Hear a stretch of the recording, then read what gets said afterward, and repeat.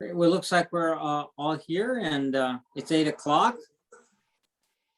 So I'd like to go ahead and call the meeting to order for the Whatcom PUD regular meeting of August 10th.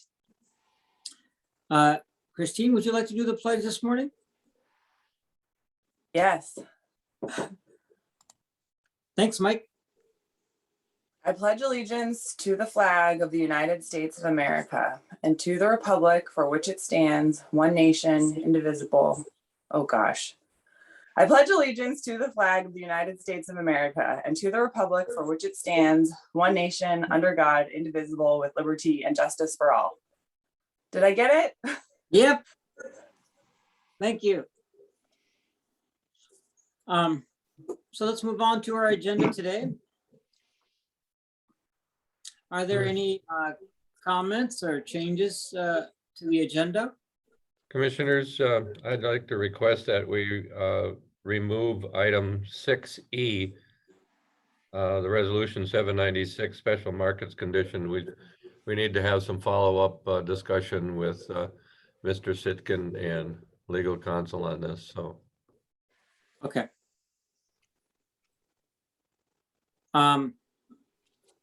Are there any objections or concerns about that? No. Tool. Wait, Commissioner Murphy, please. Yeah, I apologize for interrupting. I will not be approving the agenda as it reads regarding 5C being there under old business, not an executive. But there's the two of you, so you can just move ahead and we'll just keep on going. But I continue to want to say that I feel that that item should be under executive session. Okay. But you're not making a motion to that effect. No, but when you ask for approval, I'll be voting nay, and I want Okay. you to know why. Okay, yeah, thank you. And then under item 6C, we probably should go ahead and make a motion to remove that from the agenda. I heard it's 6E, I believe, not 6C. Did I say Am I C? correct? I thought I meant E, sorry.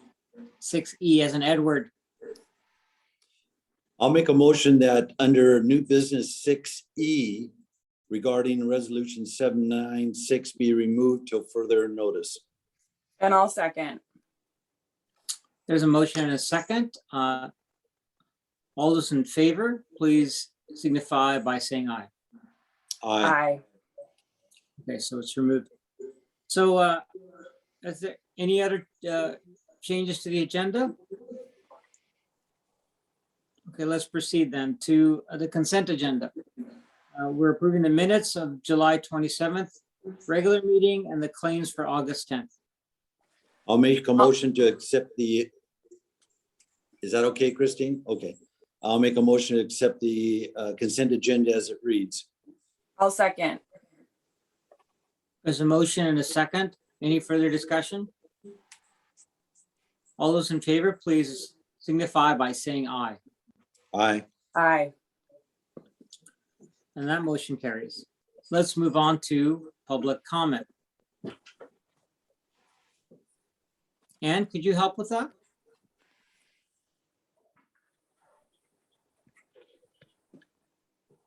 Rick Merkel, go ahead, Rick. Just one comment this morning when I went on the website and went to this meeting, and there's a link there to go to view or download the agenda. And when I do that, it says nothing found. Error 404, page not found. Okay, thanks for that, Rick. I'll make that correction. Apologize.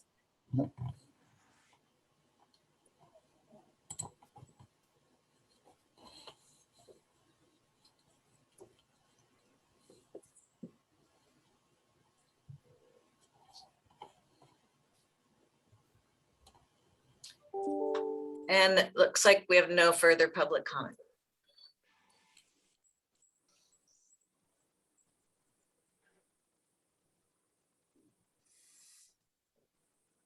Atul? Oh, you're muted. There is one coming in. The microphone isn't working, so they're typing it up. Okay. And that's what I was seeing in the Q&A, and it's Chris Keylor.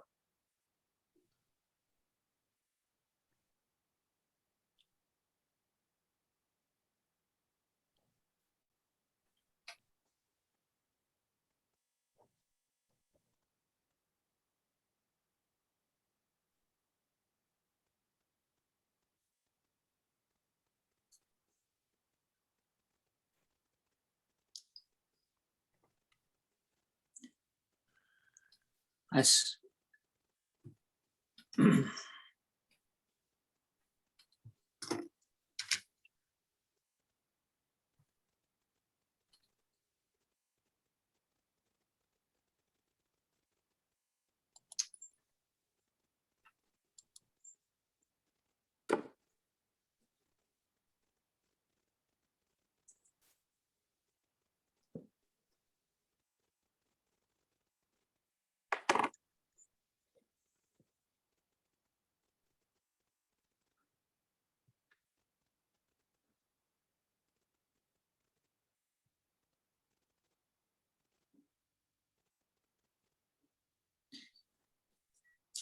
He, I'm oh, this person writes back, especially I would like to communicate to the Public Utility District Board the importance of a proactive broadband approach for our community. I believe a countywide fiber map will be extremely important for pulling all the stakeholders, public and private, together. Whatcom County is behind Skagit and other counties, and I hope that the need for modern communication infrastructure is recognized and duly pursued. Thank you. Thank you, Chris. Thank you, Ann. Thank you, Chris. Thanks, Chris. Any, you're welcome, Chris. Is there any further comments, Ann? Rick has another comment. Okay. Yeah, just a note, this is apparently a feature of Zoom, but, and I thank Ann for reading back the public comment from the previous commenter, but only the host and the panelists can actually see the Q&A. So I know when there's public comment taken by Q&A and Zoom, the public cannot see it. Thank you for that, pointing that out, Rick.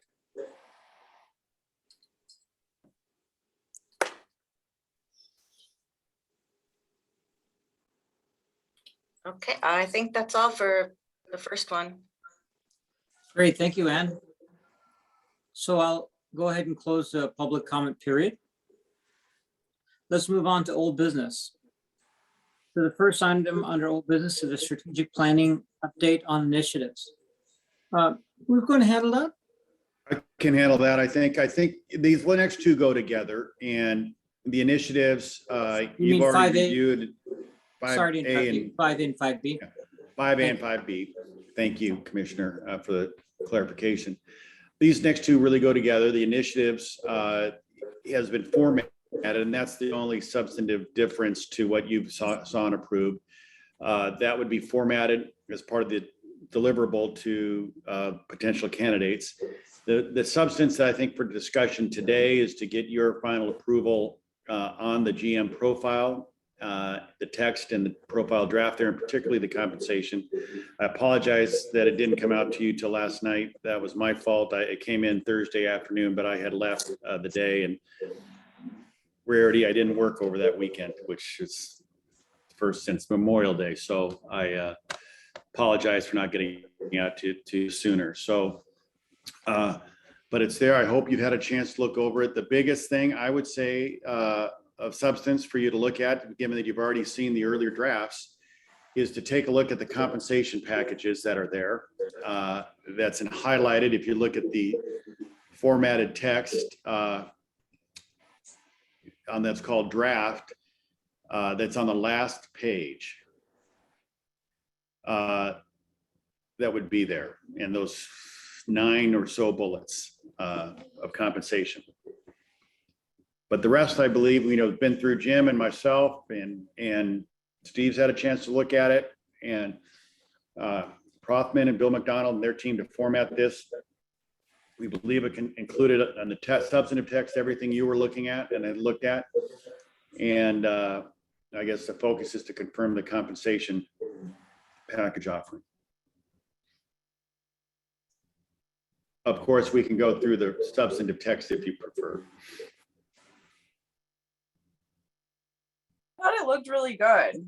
I was really impressed, and feel like we're within striking distance. And I think some of this compensation is, we looked at other packages in the area, and I think I'm comfortable with where we're at with the compensation. I would hate to lose the ideal candidate because, they wanted a little, slightly more compensation. So I would say, I think if there's anything we can put in the language that says that, we're open to negotiation, we want to figure out how to make this the right fit for the right candidate. So we could either do that, or, I think also perhaps at the very last page, that we will update the salary annually based on performance, something along those lines, to really show that if you're knocking it out of the park, your compensation will reflect that. But I think we're within striking distance. So those are just some suggestions, but overall, I was really pleased when I looked at it yesterday afternoon. Mike. Yeah, John, I saw the package too. I'm fine with the package, but I do ask a future question. I've always felt that the highest position being paid, the general manager in our instance, should fall within line of all the other staff. Otherwise, the general manager shouldn't be paid some large amount above the regular staff. It should be almost like within a percentage basis. So general manager makes this, right below it is the next person, the next person, next person. What's being exhibited here is that there could be a walk away of quite a large amount of money if we have to pay it. And by all rights, I think the staff would deserve to be compensated, to be moved up that ladder with that if you go by a percentage. Especially being a public, it's not a private business here where the general manager could pick their salary. What's your thoughts? Well, my thought is that I appreciate the comment. It tends to be a philosophical comment, is my observation.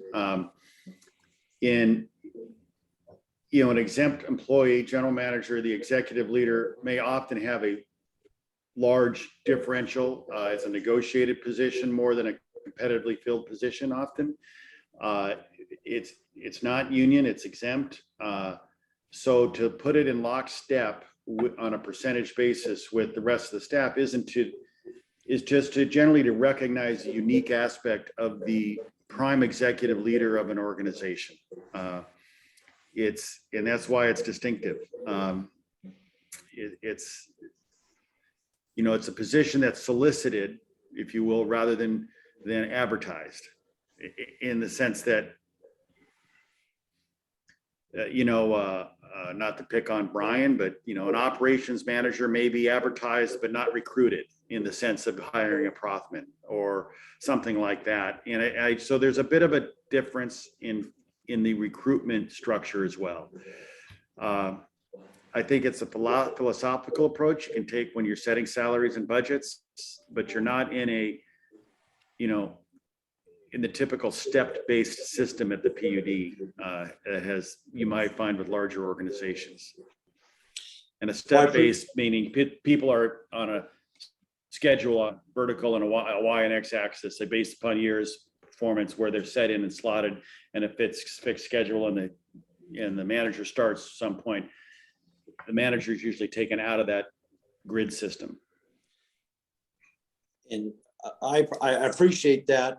I do feel that we have incredible people here, and they all should be looked upon as unique in their position, but it will be something we'll address down the road once the new manager is brought on board and whatever that salary benefit package is, that maybe the commissioners will need to go back and look at everybody else's salary to make sure it falls in line, especially being a public identity. Thank you. You're muted. You're on mute. Thank you. Commissioner Murphy, I would also like to address the point that you raised. There's a number of factors that I think make sense in triangulating salary structures. Of course, the commission doesn't hire staff. The commission provides guidance in terms of the structuring of salary ranges. And so one of the things we appropriately should consider is the point you raised. Another point, though, is our supply and demand in that dynamics. For example, for the broadband position, we approved a higher range than we initially thought because it's in so much demand. And so I think that it's an important factor, but I think we have to weigh a combination of, I would say, 3 or 4 significant factors, which also include supply and demand. And then also what other colleagues are doing in the industry too. So, but I think I agree with your point about the importance of making sure that we reflect increases in one category in other categories as well. Any further comments on items 5A and 5B? So it sounds to me that what you're referring to, John, is that the strategic planning initiative is essentially embedded in the Prothman proposal. Well, it is I can send it to you. I realize that you may not have, you had some last tweaks last time. And it was reformatted with your tweaks to be, another piece of the material that's sent out. I didn't send out the reformatted, but I'll do that here. I also want to check on something. I'm sorry, Commissioner Grant. I just want to check to make sure that the public has access to this updated general manager profile document. And the reason I'm saying that because you emailed it to us, I don't believe it ended up in the agenda packet. I don't believe it did. We've had the prior ones ready. This is largely reformatted with your last comments and texts. And the public may not have seen it, but it's available for you.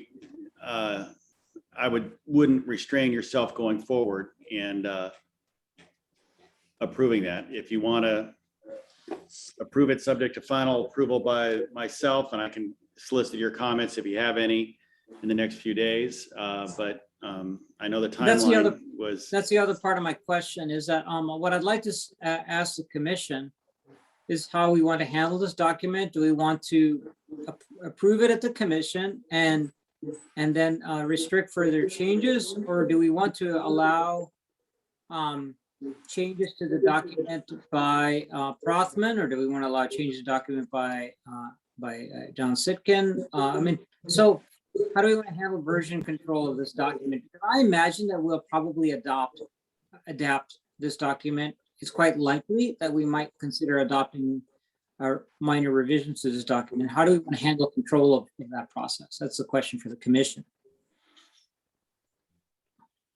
I like the idea of if we're able to approve it, but with the kind of provision that, minor adjustments can be made. There might be a fresh set of eyes might see a typo, and obviously we would like the typo to be removed. So I would be comfortable approving it today and giving John and Prothman the ability to make minor, not, substantive changes. Non-substantive changes. Right.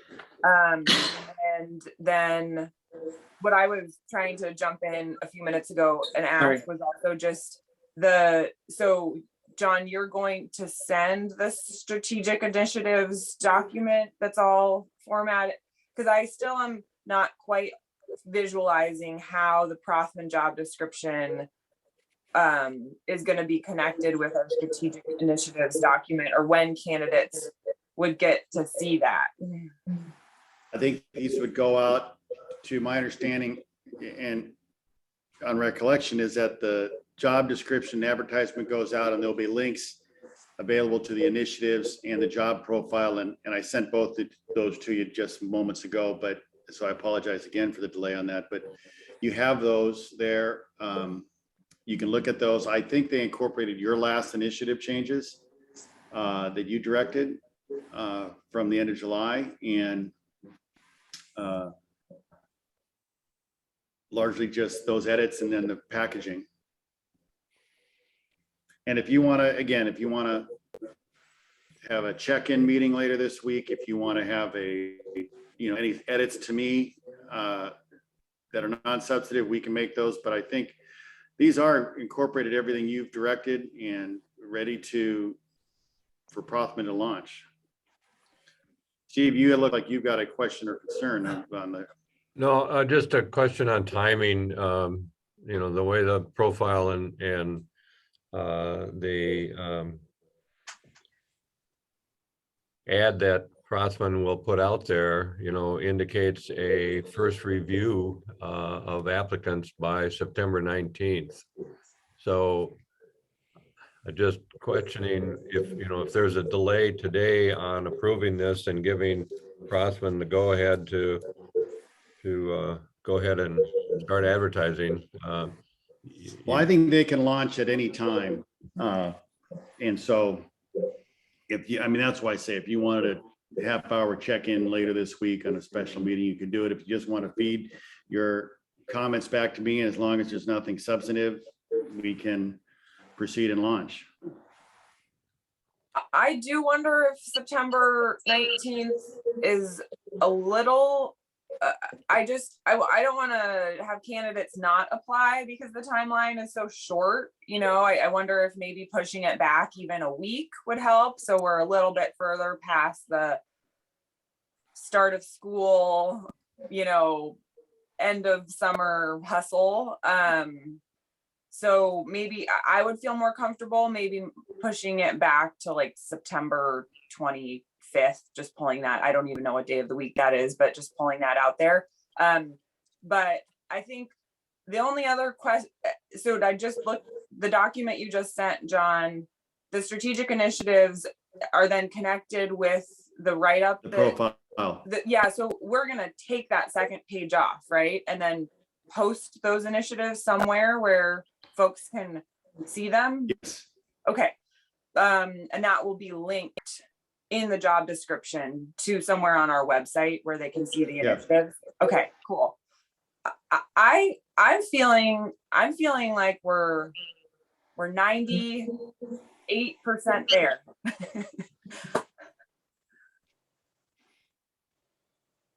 So the 24th is actually a Friday, September 24th.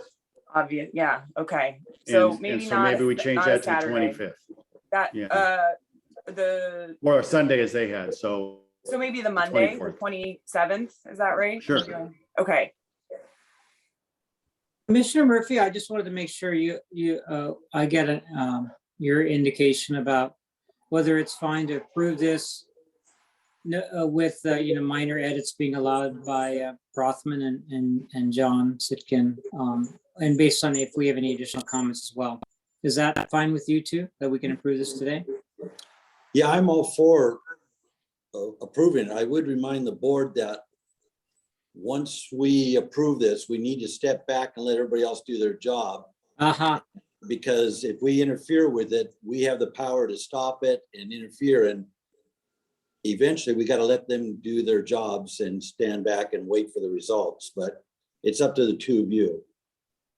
I think just I've add done that all the fussing that I need to do around this. I'm ready Not to let me. go. I'm gonna be hovering around John and Prothman every day. that's fine. I would say though that Prothman has been open. If the commissioners know somebody to, help recruit, make phone calls.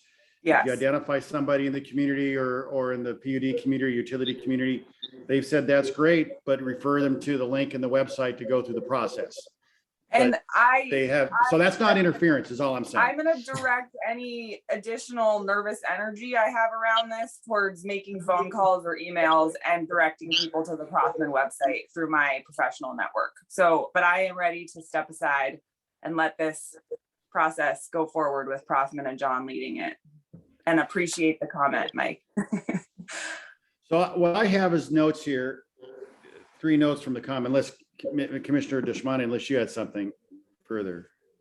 Sorry. I just wanted to suggest that if folks agree with this, and I mean both staff and the commission, to be able to go ahead and post this on our website and the 2022 initiatives as well, just as informational purposes for the benefit of the community.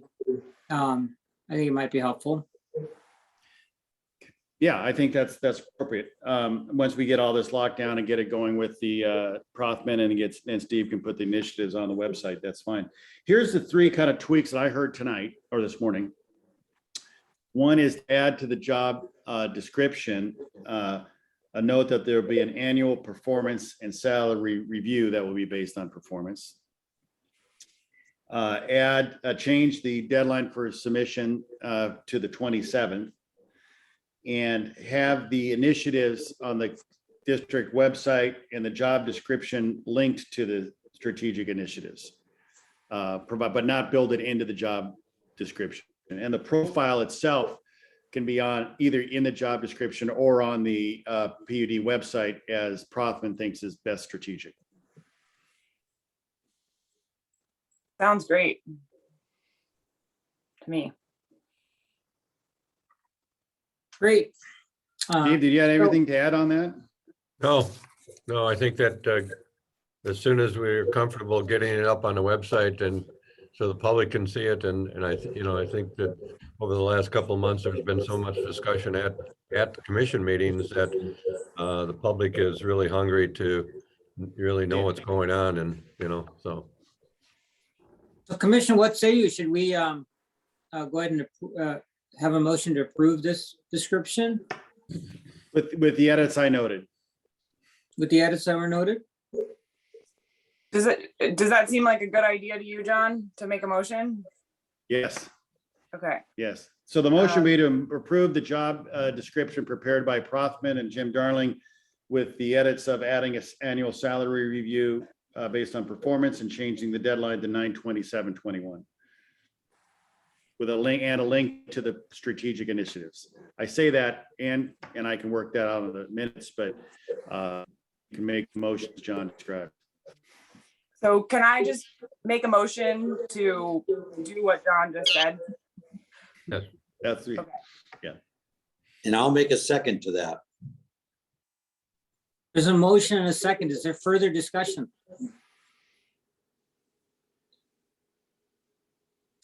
Okay, well, I'll, the motion. I is there a just wish motion I and a had second? that kind of pull at my house that could say, as John said, that's the motion. All those in favor of the motion, please signify by saying aye. Aye. Great, the motion carries. Thank you. So Let's we'll move have the on. job description and if you have any final edits, because it was a subject of the final review, let me know. Any tweaks on that or the strategic initiatives, otherwise those will be ready to go. And I just Great. wanted to say thank you, John, and if you could pass our thanks on to Prothman for their help too. I will, absolutely. I did turn this around last week.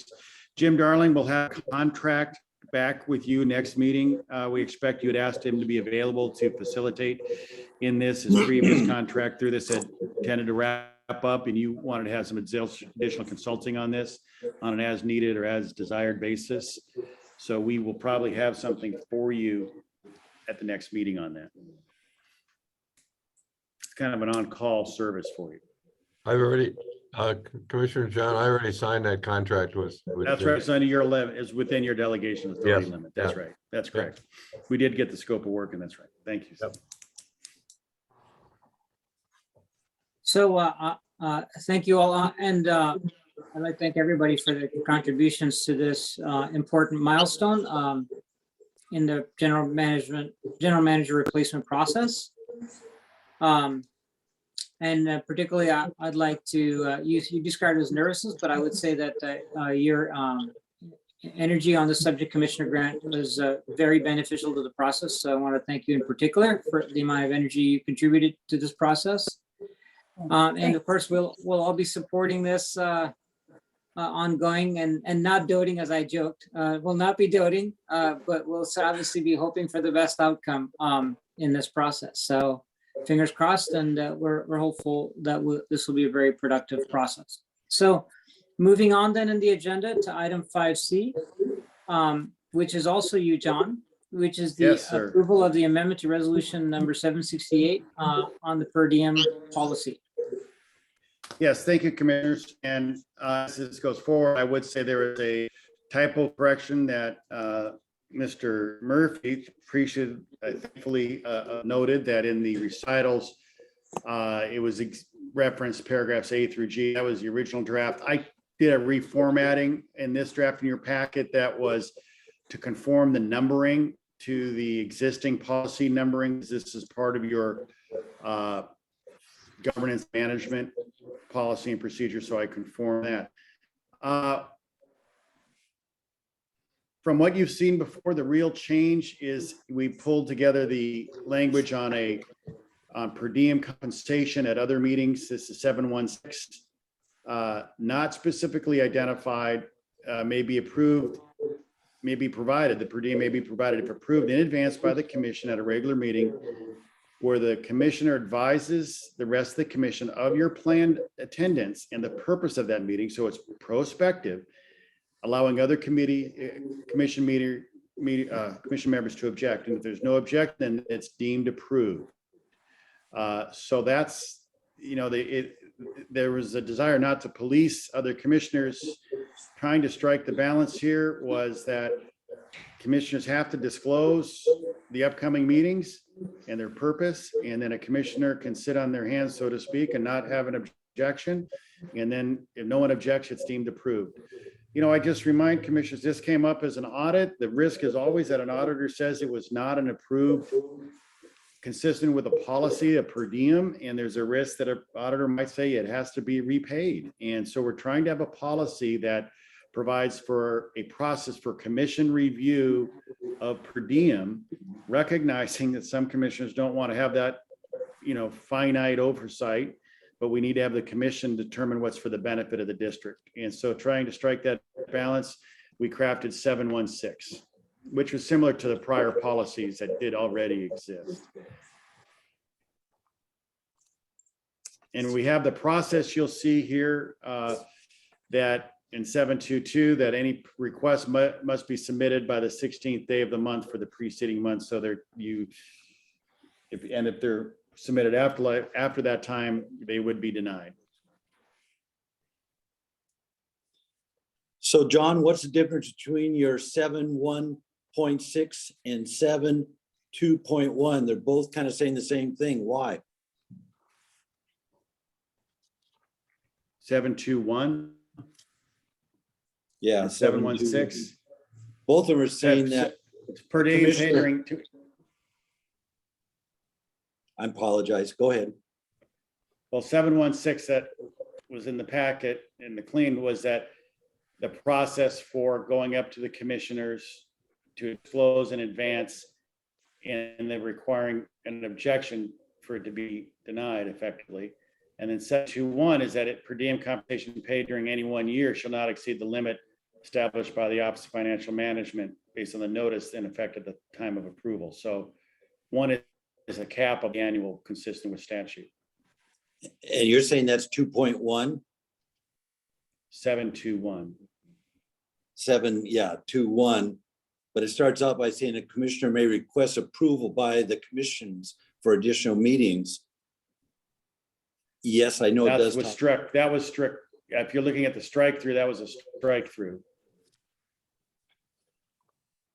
Okay, this is what the last one you just sent us says.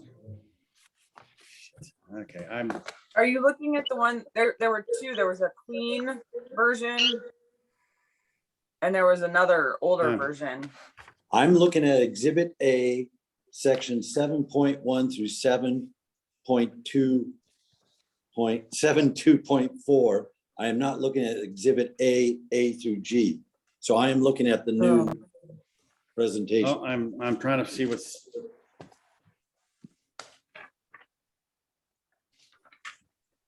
Commissioner, 7, that one that you're reading was struck because it was duplicative to the 716. So you're So the saying one that I had sent out, the 721 should be the per diem compensation paid during any 1 year. okay, so that's different than what it's saying here. A Well, commissioner may Yeah, I request approval, but okay.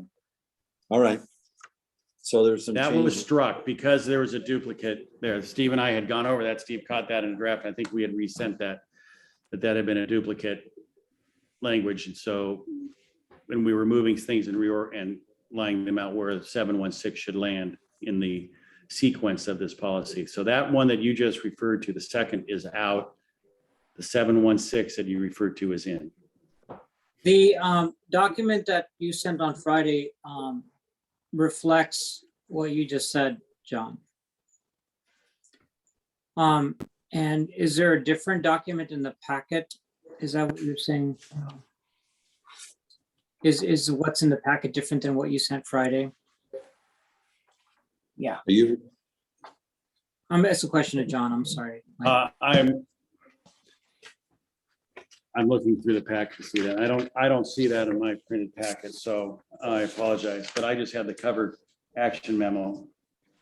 And at this point, I'm not so much concerned about what I'm more concerned about that we're just being consistent in what we're putting in the packet and what we're approving. Yeah, I think what I sent out to the commissioners on Friday is the accurate version. Mike, the one that you read under 7.2 is not there. It's 716. And the 721 should be the language that had per diem compensation paid during any 1 year. That's the first sentence. then I apologize. I'm going off the latest one that I personally have. So I apologize if all of you have something different than I have, so. So all we should have under 7.2, which is process and procedure for per diem review and approval, is 7.2.1, which is per diem compensation paid during 1 year.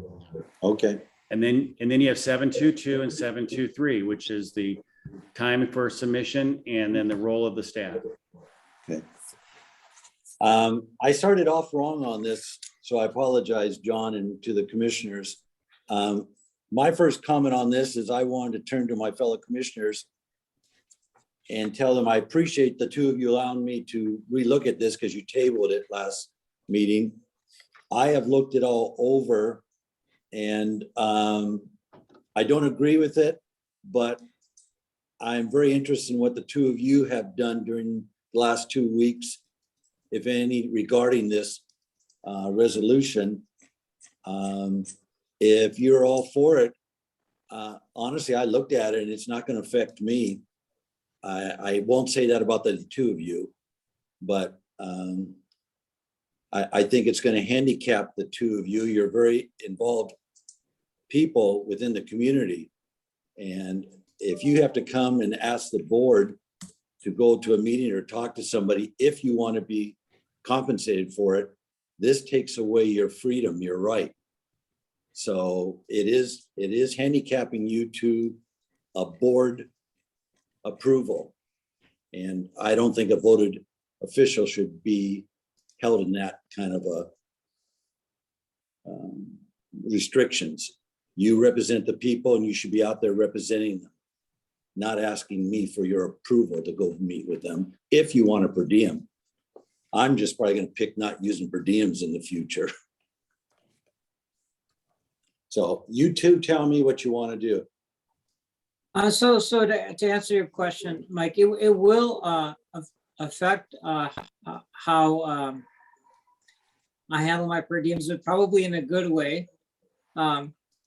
A little bit more self-discipline on my part. Ultimately, what I choose to do as in my elected role will not change. I've already attended many meetings that I didn't submit in the category per diem, and I will continue to do so. What's 100 times more important for me is to support the organization and its desire to maintain auditability and maintain its excellent image that staff and prior commissioners have worked so hard to build. Yeah, it's not a concern for me. So I'm happy to adapt to that. I'm part of the team too, and I want to behave like part of the team. So. It's not going to impact the way that I am serving in any way. And I agree with Commissioner Deshmani that I don't want to be putting staff in an uncomfortable position. If we have a policy, I want us to be following it for our staff's sake and also for the three of us, because I don't want any of us to have to deal with the state auditor's office. So I am fully prepared to vote in favor of this resolution today, and am intending to follow the policy to a T. And I in no way will I feel policed by the two of you. But I do really appreciate your support, Commissioner Murphy, and in wanting to give us the freedom. And I think all of us make really good decisions about what serves the commission the best. So for me, it's just, if we have a policy, I want us to be following it. So I'm ready to make a motion. And so should I just go ahead and do that? Okay. Wait, can I ask you a question first, Yeah, of Christine? course. Do you want any more clarification under 7.2.3 and 7.2.4? Hold on. Well, okay, I have to pull it up. 7.2. Well, wait, I don't have a 7.2.4 on my version. The clean version. Okay, I guess I don't have what you guys have. But one of the things it says is, and let me ask you, Steve and John, I don't know what number it is, 7 something. It says per diem's request shall be submitted to the general manager. And then it goes on, says, but she'll at a minimum include the date, location, and board meeting stuff. I think that's where the trouble is for payroll. And I think it shouldn't say minimum. I think that should come out and say whatever is needed in our reimbursement sheet should be filled out. Otherwise, under the different boxes, I think there's 9 boxes. Do we need to fill them all out, or do I just say, business purpose was to meet with an individual, Mr. Jones? How much information? We tried to, that's 7.2.2 in the policy that went out on Friday, and this language has been there. This is trying to delegate this form, the development of the form, to the general manager to approve, and not have the form and every detail come back to the commission. That you are to put in information that provides the background to support its purpose and the business purpose as it relates to the district. And here the general manager can approve the form, whether there's 9 columns or 5, it's what Annette and Steve will determine is necessary in consultation with my office as to how the form will be done. And then that'll be the form you would prepare and submit. It's not going to be review and approval of the entries, just the form, and that you attended the meetings that had been prescribed in the policy. Okay, And this came to Mike. This came out. If you have your laptop, or this is the email that came out Friday morning. The documents we're looking at. Okay. I can see the faces on my fellow commissioners. I'm beating a horse to death. I do not like to do that. So I'm going to back away and take the horse to the well and water it, to the trough and water. So please go ahead with your motion, Christine. Christine, what correction, as Commissioner Murphy noted, was in the recitals of changing A through G to 7.11 to 7.17. There's just a typo correction there. Okay.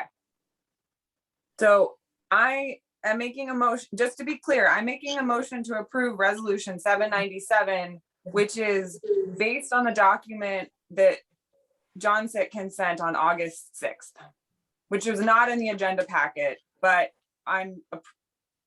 we're going off of that document from August 6th, right? And that, yeah, yes, and that's substantively the same as what had been done before, except a renumbering. And I pulled the 716 is really the policy that had been pre-existing in your existing governance policy. We pulled over. Okay, But the rest of the language is as has been presented with the typo correction in the recitals that Mike noted. okay. So I will make a motion to approve resolution 797. I'll second that. There's a motion and a second. Is there any further discussion? All those in favor, please signify by saying aye.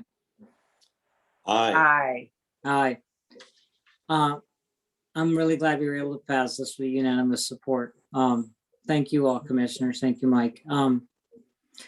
And just, let me just add, Steve, Steve, this came to you and Ann and Nanette on Friday morning as well. It's the same one we're speaking to. Sorry, Commissioner.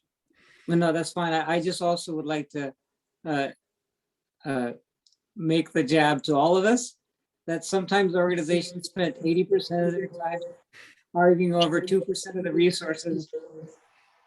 And it's been fun, but let's move on. Okay, Doctrine let's of do it. New triviality. business. Maybe 0.2% actually of the resources. Sorry to be correct. So moving on to new business. So the Commissioners, first item under is a drinking water systems plan. Sorry, go ahead, Steve.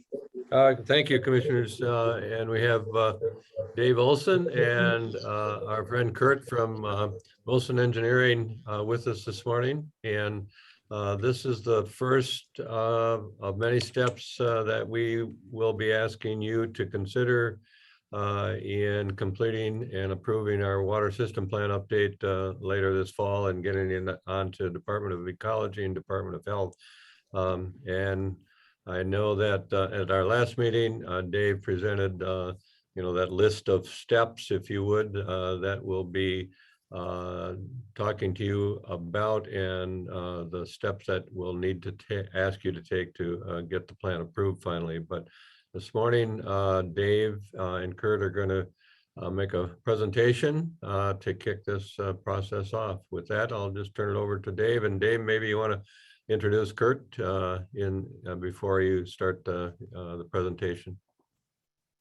Thank you. Good morning, commissioners. I would like to introduce Kurt Schoenfelter. He is our professional engineer on this project from Wilson Engineering. And I'll just give him a quick minute to explain his background and the role that he played in the water system plan, if you don't mind, Kurt. Yeah, hello, thank you. I'm Kurt Schoenfelder with Wilson Engineering. DOH requires, that's Washington State Department of Health. They require certain elements of a water system plan for drinking water systems to be completed by a professional engineer. So I'm serving in that role, and then also working with Dave to bring all the elements and supporting documents of the plan together and to bring it to DOH's table and work with them to get it through their approval. Kurt, thank you. Welcome. And we look forward to benefiting from your work. Thank you. And could I, Dave, I just real quick, I'm just going to also jump in, and we appreciate having Kurt on board through this whole process.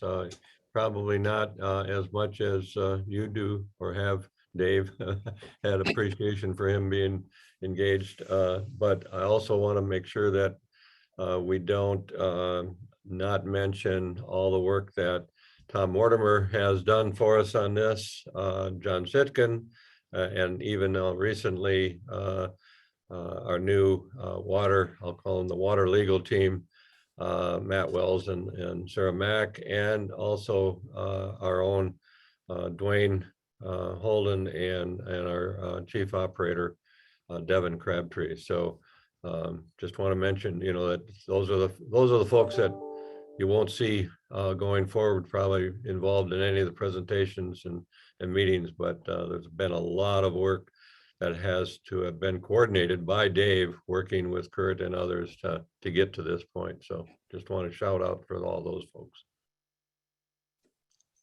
Agreed. It's been very much a team effort, and there'll be, as we do a very high level flyover of the water system plan, we'll note throughout that the key places where staff and your professional support people have contributed this someplace almost entirely to a chapter under the guidance of Steve, where we draw on resources. So that's very important to understand.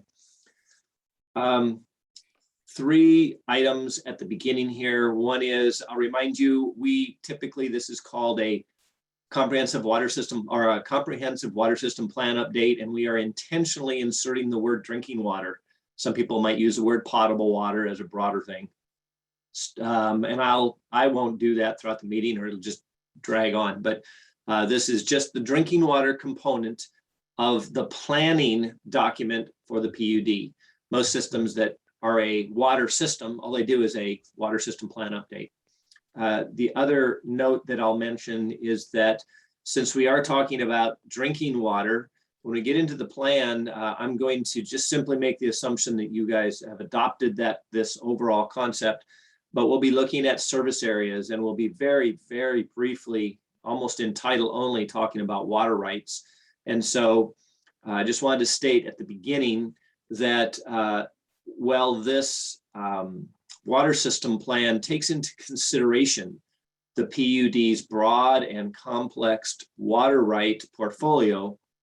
The water rights team has very carefully, I will say behind the scenes, but in a sense, whenever that subject matter comes up in the document, they have very carefully worked through the complexities of that, because this, as Steve has mentioned before, your drinking water, your comprehensive water system plan that is submitted to the Washington State Office of Drinking Water for approval does get reviewed and commented on by the Washington State Department of Ecology. And during all of those processes, the water rights team that you have, both Tom Mortimer, who initially wrote the water rights section and then being reviewed by the current team, all of those things have been considered in the writing of this plan. And Kurt and I want to be very clear that we relied on the team. We reviewed everything and we teed things up and we wove it into the plan. But I just want you to be assured and that those issues were addressed by your professional team that you have on that, as well as John. And so unless staff, Steve or John, pick up the mantle of water rights discussion during this, which I'm not expecting, just want to assure you that all of those interwoven facets have been considered in this plan, but it's not our intent today to discuss that in any level of detail other than as a passing reference to water rights. So just wanted you all to be aware. Dave, I have a question regarding that last point. Yes. And probably Steve can help answer this question. And that is that obviously we're looking at an upcoming adjudication. The water rights issue is in the focus of this presentation explicitly, but the drinking water plan is part of one of the many anchor points that help protect our water rights. And I'm wondering if Steve, this year we're planning on having a discussion around all of that, and will that happen concurrent to the approval of this plan, or will it be a separate track? I believe, Commissioner, thanks for bringing that up. I believe that we would look at that's, the water right issue and the potential adjudication and our preparation for working within the Department of Ecology's adjudication process I think that a discussion with the commission should be a separate track. I do think, though, that, and as Dave mentioned, and when we have that separate discussion, I think that we will then fall back on how critical it is to highlight within this comprehensive water system plan update, the connection between preparing for adjudication, protecting our water rights, how that relates back to especially the service area designations, the wholesale service area, the retail service, all that. But I think that as part of, it won't be part of the discussion on approval, specifically on the approval of this update. Thank you. I'm just one more point. I think that we haven't set that time, Commissioner, but I would expect that, and we've started to have some discussion with Sarah Mack and Matt Wells about sometime earlier this fall, having a presentation and a discussion with them involved, in that where I'll call it, where the new water legal team, along with John Sitkin, that, where we are all at in that, step one in the adjudication process. And so I think that may be the timing that we would address, your concerns. Thank you. All right, I'll take the silence as my cue to continue. The purpose of this presentation today is certainly supplemental to the copy of the document that the commissioners have received. I wanted to note for the commissioners, the hard copy I believe you received, as well as the electronic copy, would in fact be the same copy that's available to the public on the PUD's website, as well as your customers.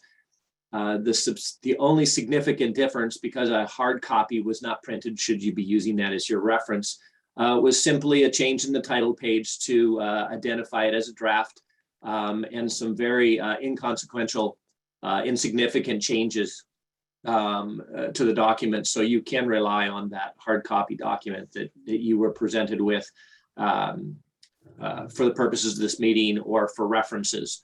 And so just wanted you to be aware of that. And so one other definition for you, a lot of times in this presentation, we'll use DOH.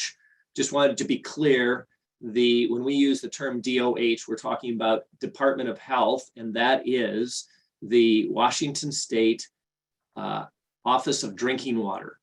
And that is the regulatory body that has oversight over Group A water systems. And as a result of the water system planning effort that we're required to do. And that is different than when we talk about Whatcom County PDS, or Planning and Development Services, who ultimately will receive a copy of the plan once the commissioners approve it for their review of consistency with county planning. There also is the Whatcom County Health Department, and I do my best not to refer to them as DOH. They are very quick to correct you that no, we're not DOH, we are Whatcom County Health Department. So it's just important acronyms in this wheelhouse on this boat that trip that we're taking today is the different entities involved. And so this informational meeting is a requirement of the Office of Drinking Water to initiate the process, provide an overview for the commissioners certainly, but for the public, adjacent water systems, and for your customers to be engaged with and have an opportunity to provide comment to.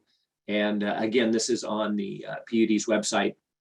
And so our goal today is simply to do a very high level overview, beginning with the requirements that is initiating this, why we do this. And then we're simply going to look at the service area. I'll mention that in a minute. And then Kurt and I will just tag team through the 8 or 9 chapters, not in the detail, but in outline, just so you understand what the content of those chapters would be. and give an opportunity for emphasis and who participated in those portions of the chapters. So I'm just going to jump in here and just want you to be aware that, again, this is information from the PUD's history, that the PUD is authorized to provide water service on a county water basis under the RCW Chapter 54, and that the PUD's authority to plan, maintain, and operate waterworks systems to meet the needs of public and private users throughout the county is provided in the reference here, 54-16-030. The PUD's designated overall service area boundary. And I have that in quotes because it's important to understand that it's a very broad, under your authority, you have a very broad service area that you've established, and that is all of Whatcom County. And I have a quick map reference for you so you can get some perspective, but it is designated as all of Whatcom County west of Mount Baker's Snoqualmie National Forest, excluding Nooksack Tribal Reservation and Trust Lands and the Lummi Tribal Reservation and Trust Lands and the city of Bellingham. And this has been the case for many, many, many years, and there's no change here. It's just identifying the broad overall service area that you have for serving water. We're going to refine that in a minute as we talk about today's plan to a specific type of service area here in a moment. The Coordinated Water System Plan, which was most recently updated in 2016, is that a plan for public water systems, which can be municipal in the broader sense, like a city, or for example, a Custer Water Association or Old Settlers Water Association that is adjacent to the Grandview area, is also considered a public system, not in the municipal sense with a large M, but in the Department of Health regulations definition. And so the CWSP is a plan for public water systems within a critical water supply service area, which was established by Whatcom County Council in 1993 under the Coordination Act. And I'll reference that on the map again here in a minute. Public water systems within a critical water supply service area are required to prepare a water system plan. And so that's one of the reasons we're doing this.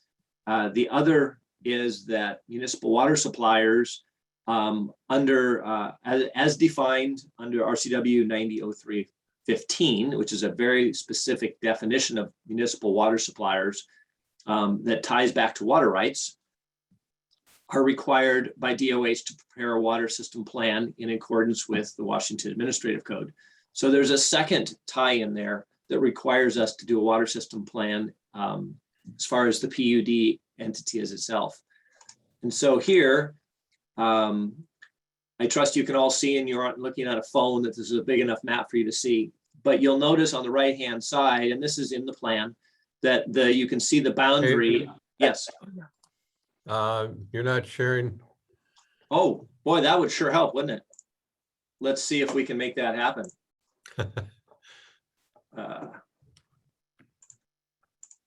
That would have been for an interesting meeting, especially if your guys' mutes all got stuck.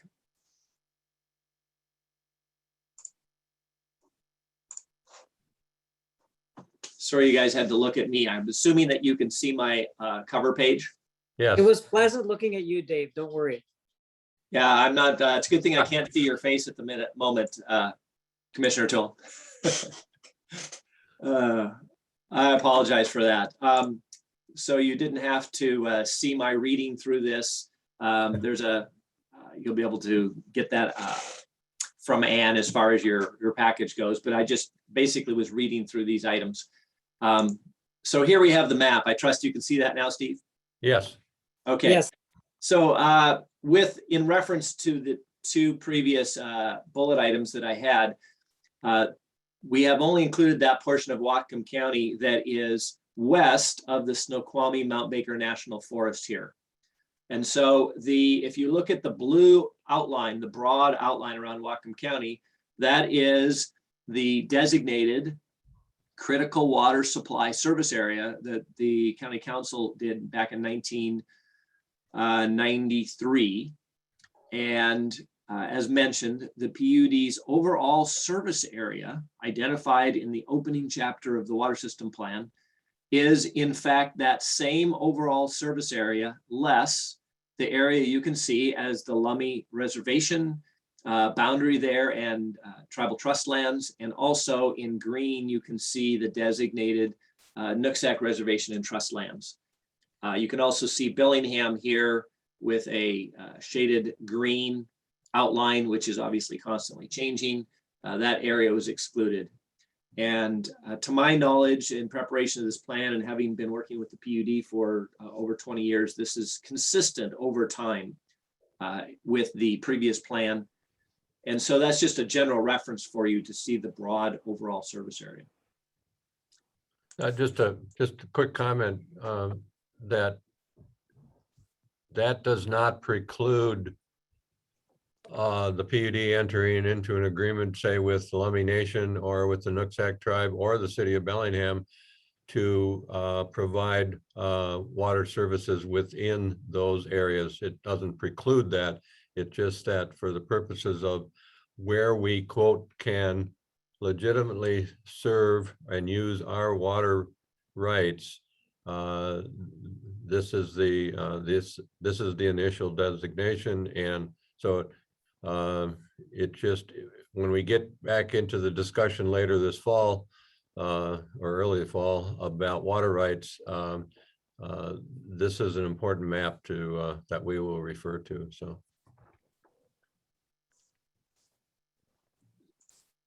So here, just a couple more of the requirements to dial into our general overview. Water systems must be updated and submitted to the Washington State Department of Health at least every 10 years in accordance with the Washington Administrative Code that we've referenced here. And so along the way, which we mentioned at a previous meeting, the last plan that the PUD submitted was in 2004. And along the way, there were a variety of things, several agency guidance documents, regulatory and case law changes affecting water system plans.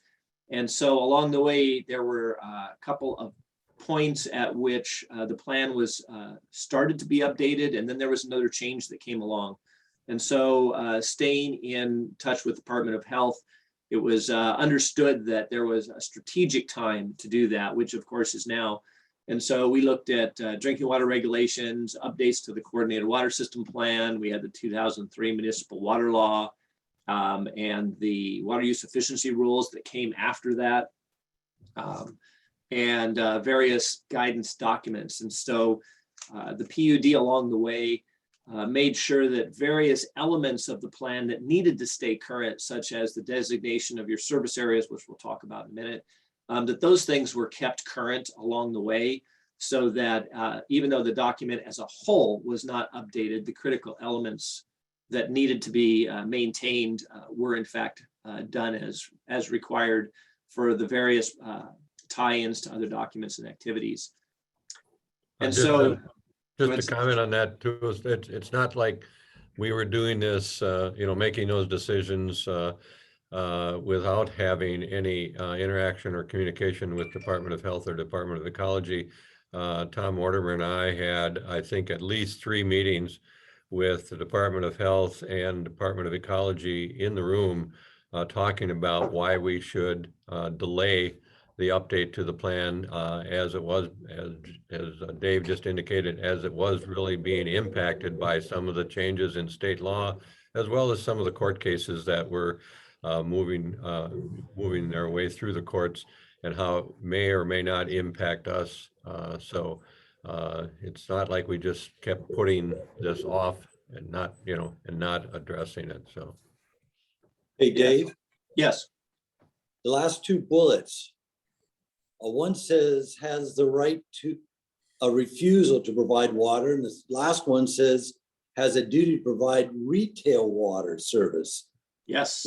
What's that? We're going to get to that right now.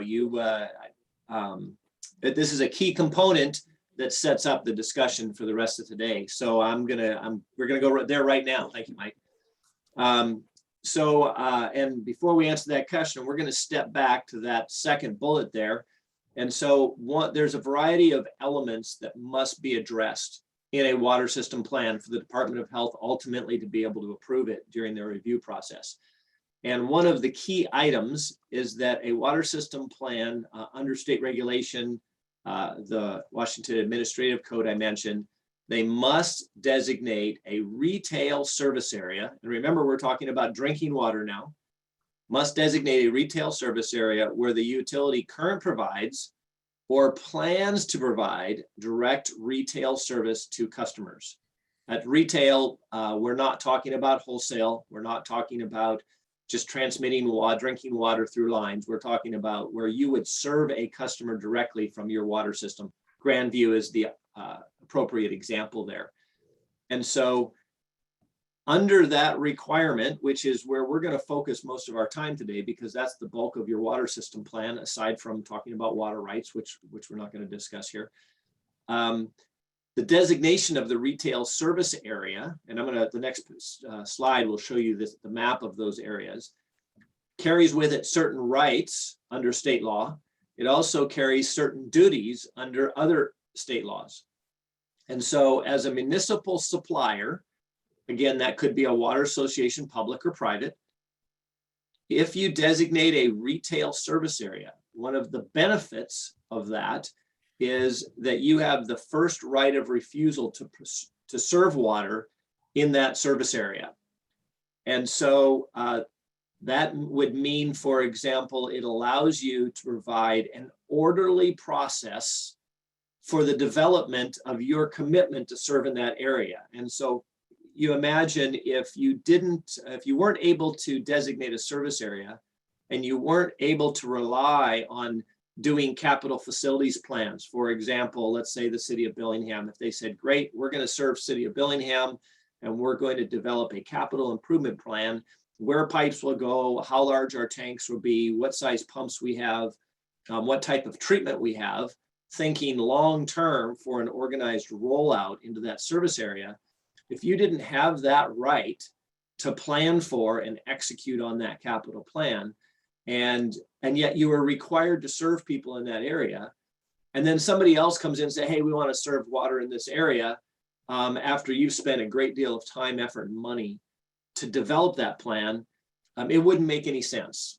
And so this is one of the key components, is the ability for you to designate your service area with a forthright approach, and then plan to serve that area. And so I'm stepping way back. The bulk of your water system plan is just that. It's a planning document. Sure, there are some operations and maintenance components to it, but the goal is to say, we recognize this area as a place where we are going to plan to serve, and then we are going to execute that plan as there is demand in that area. And we're going to look at your two service areas, and they have very different characteristics. And I think that's the big picture that we want to take away today at the end. And so you retain a first right of refusal, so you can plan accordingly to serve that area without somebody cutting your legs out from underneath you after making investment in that area. And then if you look at the next one, once you identify that area where you retain that first right of refusal, you also have a duty to serve that area. You can't say, hey, I want to reserve it. Nobody else can do it. I want the first right of refusal, but I don't have any responsibility now. That would be a monopoly without planning to take care of that area. And so in this case, you have a duty to serve. It's a very specific requirement. It doesn't mean you have pipes everywhere immediately. It means that you're going to plan for service. And when somebody comes to you requesting service, you're going to address that request in appropriate manner, consistent with your service policies. And the PUD has always done that in both of its service areas. And so I'm going to switch here to the overview picture of the two service areas.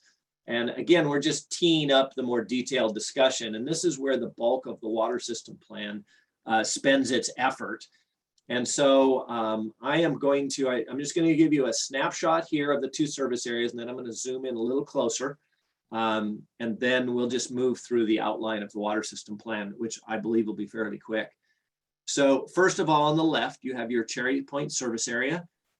Your Cherry Point service area, as you well know, you do not have any drinking water system facilities out there other than a single well serving a very small, essentially a building out at Praxair. It's an individual Group B system, and it is, for all practical purposes, self-sufficient. You can imagine a well in the ground with a pipe that comes out of the well, generally speaking, that feeds a building with a couple of people in it. It's very, very small, very self-sufficient, and there's no significant amount of planning that's required for that little tiny drinking water system that you have out at Cherry Point.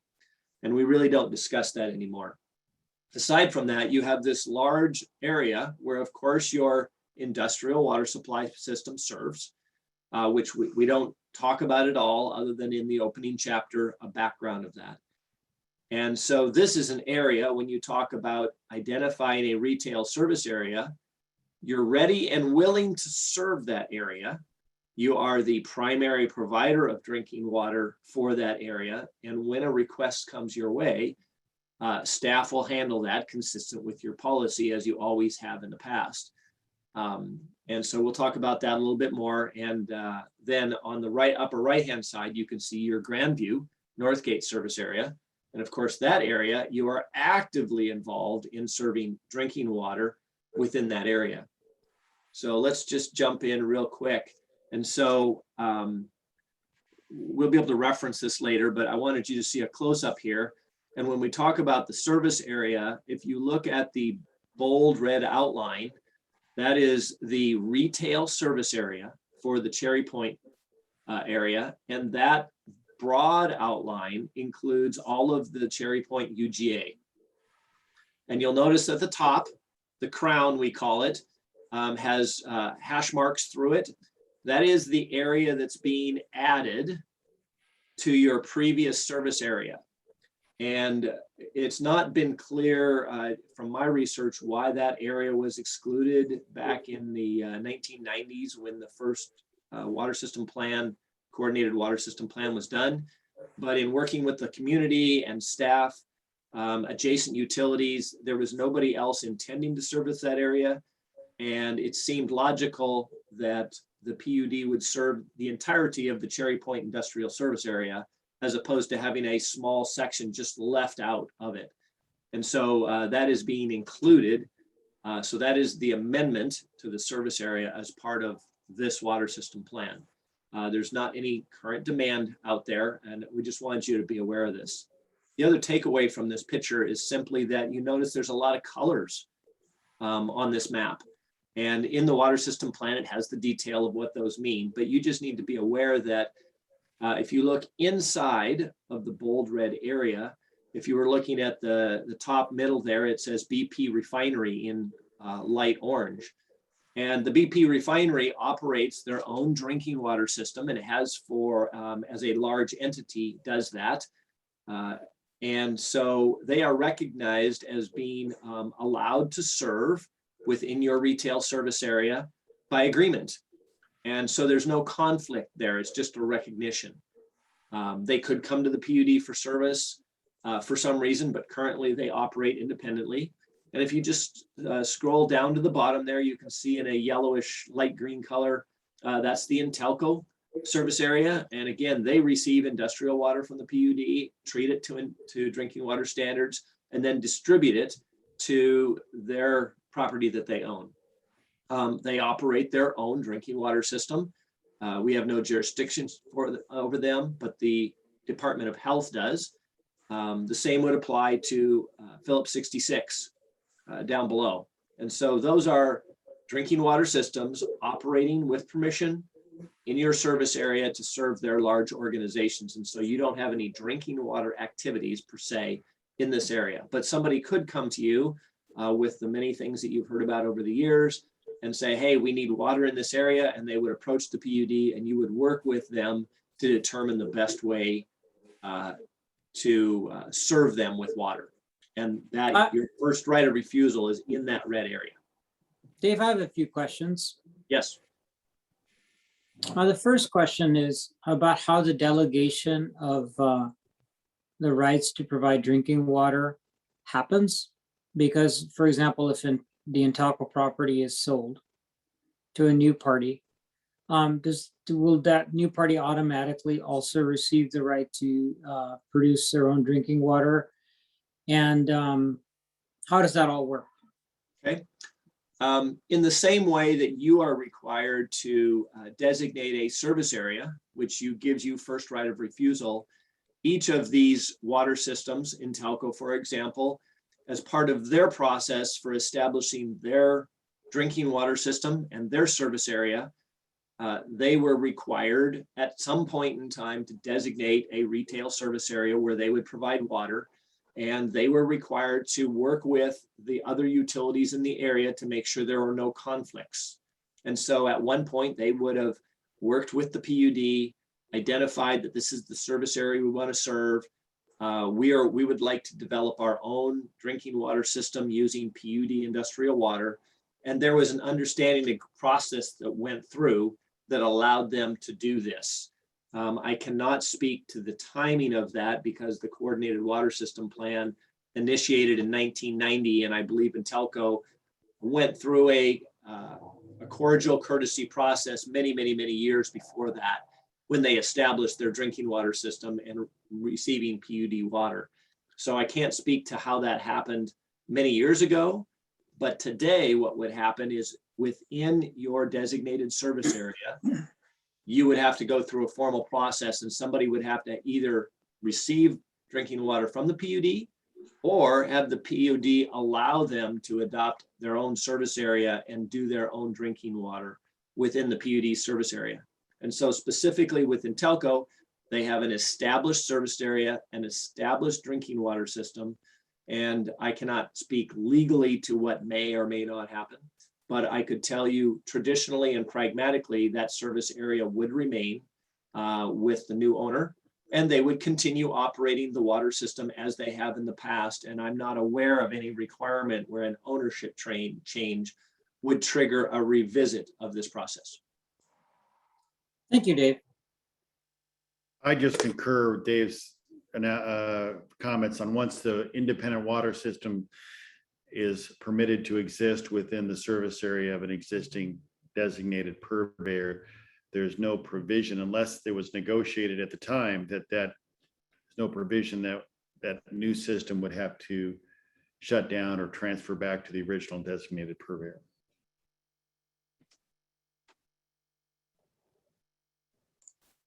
So I'm going to move on to Grandview, and as we exit the other picture, it's important to understand, refresh your memory, remind you that this is a planning document. There's lots of discussions about the Cherry Point UGA and water service out there, but the trigger will be the fact that the PUD knows they have industrial water supply out there. Nobody's going to be allowed to drill a well out there traditionally unless they have water rights.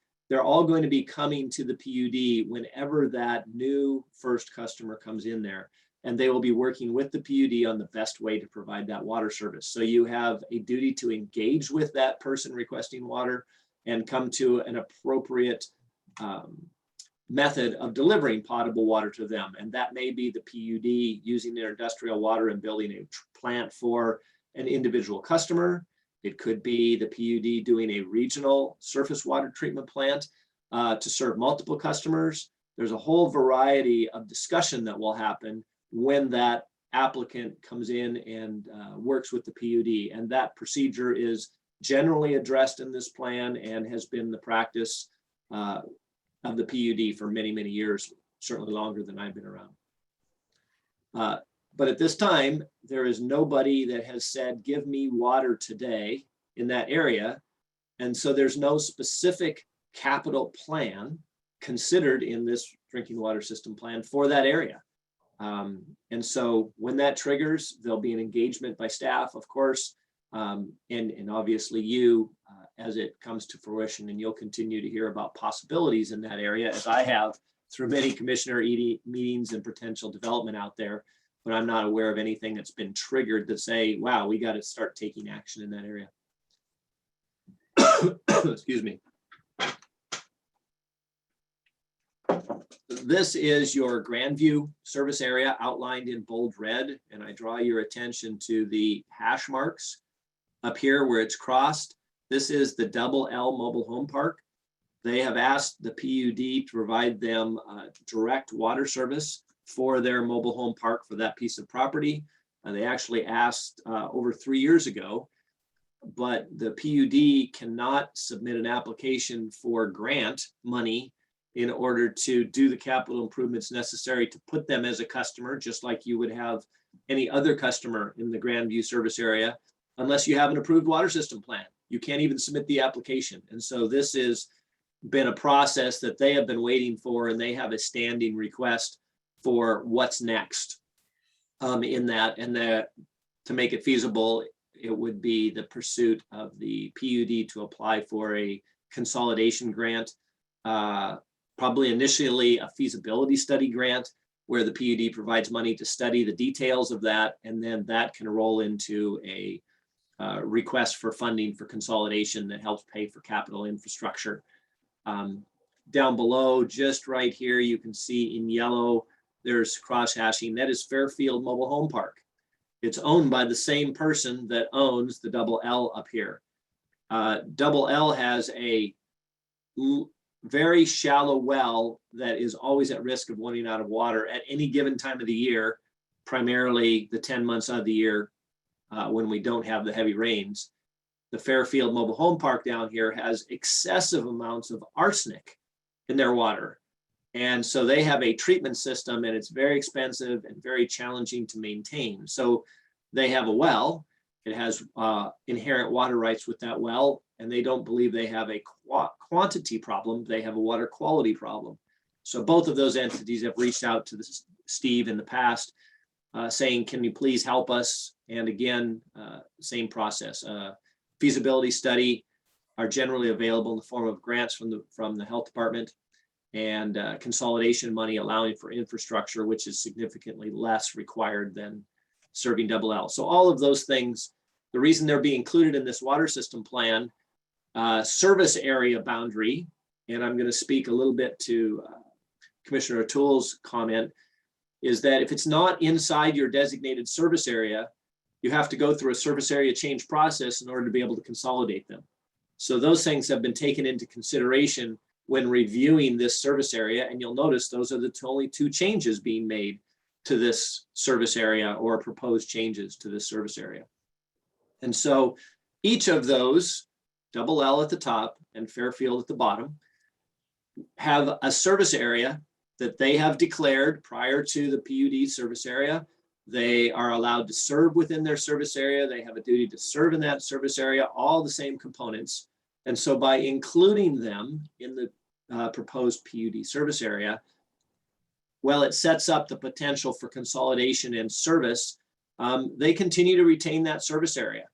And so in the future, it's considered an overlapping service area.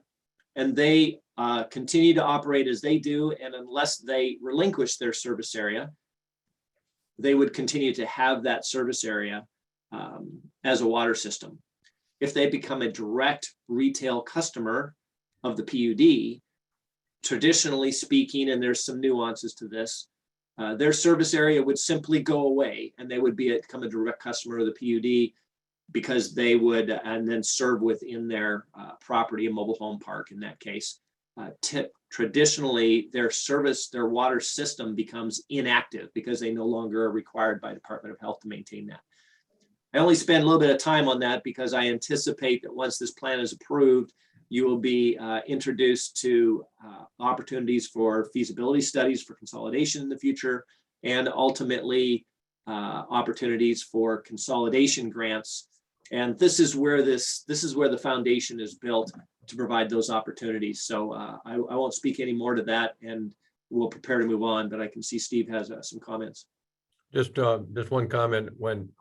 If we get to that point where both of those potential customers would come to the PUD to request that connection and service, we will also be addressing the opportunity for the potential of moving or acquiring, using their water rights that are assigned to their wells, to see if we can possibly transfer that over to our well at Grandview.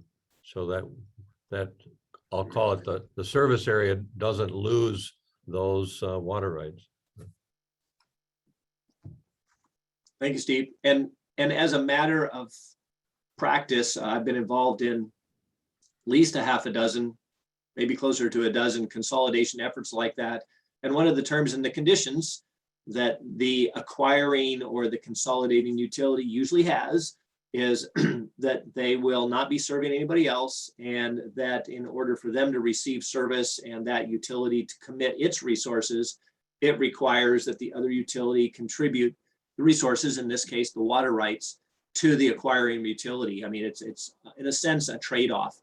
But in both of these cases, there hasn't been any resistance to that. And so that's a pragmatic process that we've always observed takes place.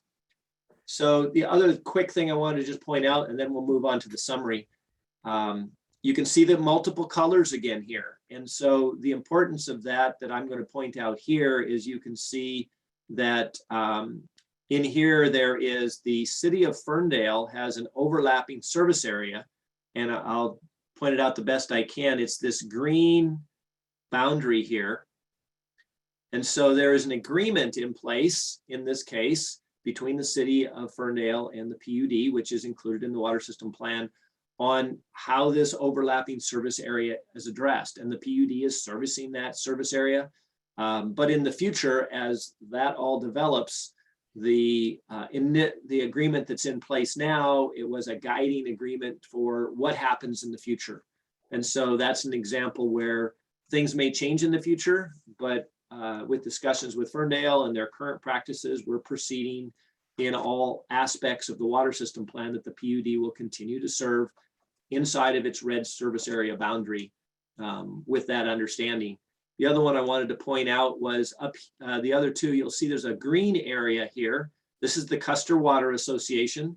And we were in close contact with them to understand what their plans were for this area up here. And well, they have a right to serve water in that area where they had established that. It's generally understood, but not written. There's not an agreement to this effect, that when somebody requests water, the Custer Water Association, whether that's industrial or high demand, they really don't have the capacity and are not intending to serve that area. So when somebody shows up in this area up here that's inside your red, that's shown as green, it's highly likely to develop as commercial. And so they would approach both parties, and traditionally speaking, it's expected or anticipated that they will get a denial of service from Custer Water Association, and the PUD will fulfill a role to provide water in that area. And so overlapping service areas, when there's not a conflict, are done through mutual understanding. And so very good neighborly relationship with them, and I've spent quite a bit of time with them. And finally, you have Infra Pacific up here, who has their own water system, and that continues to serve all those commercial industrial lots up there. But in time, speaking with Klaus, it's very clear that at the point that he no longer oversees that water system, he'll be looking for options, and he's expressed that desire in the long term to work that direction. But he's still satisfied today to be servicing drinking water through that private system. But I know that Steve has talked to him over the years. And so that's just another one of those areas where there's potential, because they're in your service area, to do a consolidation, an appropriate feasibility study to decide how that would take place. Traditionally, there's funding from the Department of Health, because when we talk about consolidation, the Department of Health wants less drinking water systems to oversee. And traditionally speaking, the larger the system, the more capacity, the better ability they have to provide for long-term sustainable water. And so those are just the highlights in this area, because water system service area is the key to your entire plan. And so that's why we spent little emphasis at the front end to give you a picture of what's being addressed in the water system plan. Dave? Sorry. Just a quick note on Infra Pacific. Recall that they originally had their own hydrant fire water system also. And a few years ago, they came to us and asked if they could connect that fire system to our Grandview fire system because there was a limitation put on them by the Whatcom County Planning and Development for permits until they could improve their and increase the capacity of their fire system. So we made that connection. They pay connection fees. They paid all the cost of the actual infrastructure.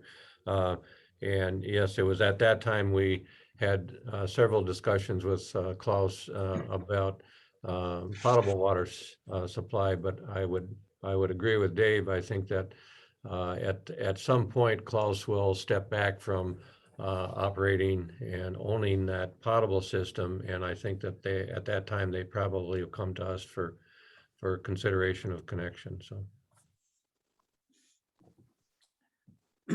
Dave, just for my information, could you, in the legend, it doesn't, you did cover all the solid colored lines, but the legend doesn't include the shaded areas, the colors on this chart. Could you just explain what the different shaded areas? There's a pink area, there's a purple area, there's a yellow area, and green one more time, just so make sure that you've covered all the different areas. Sure, thank you. If you, generally speaking, the shaded areas represent individual water systems, and I'll explain a particular anomaly here. But if you were to look out here, you have Enterprise Terrace Water Association. The shaded green over here is the Custer Water Association. Infra-Pacific up here in the shaded area. Out here is the Ferndale service service area shading. And you can see they're just listed all over the place. And again, you can see the Fairfield Mobile Home Park in yellow, and there's another shade up here for double L. In here you have the Henry Hall water system, which I have to apologize, I don't have detail on them, but they are another system that's within your service area, but I believe they receive water directly from the PUD. And the Department of Health actually considers them a water system, or at one time they did a water system, even though they received water, and that would traditionally be considered, you would be a wholesale supplier to a retail water system. There's some discussion about that in the water system plan, is that anomaly, but generally the shaded areas represent different water systems. And so the one that's throwing you, I believe, Atul, is you're looking inside your PUD service area, and you're seeing, my goodness, I see a whole bunch of yellow over here and over here, and I see a whole bunch of purple here. And I don't have the detailed history of that, but I'm going to take a quick shot in the dark. And that is, you may have heard that your potable water system referred to as the Grandview Northgate water system. And I believe part of that is legacy related to those areas, but I can't speak specifically to. My takeaway is that the red area would be your overall declared retail service area, and this green line in here was specifically intended to show the overlap with Ferndale without trying to add another color. So maybe Steve can shed some light on the yellow and the purple that is dominant within your service area.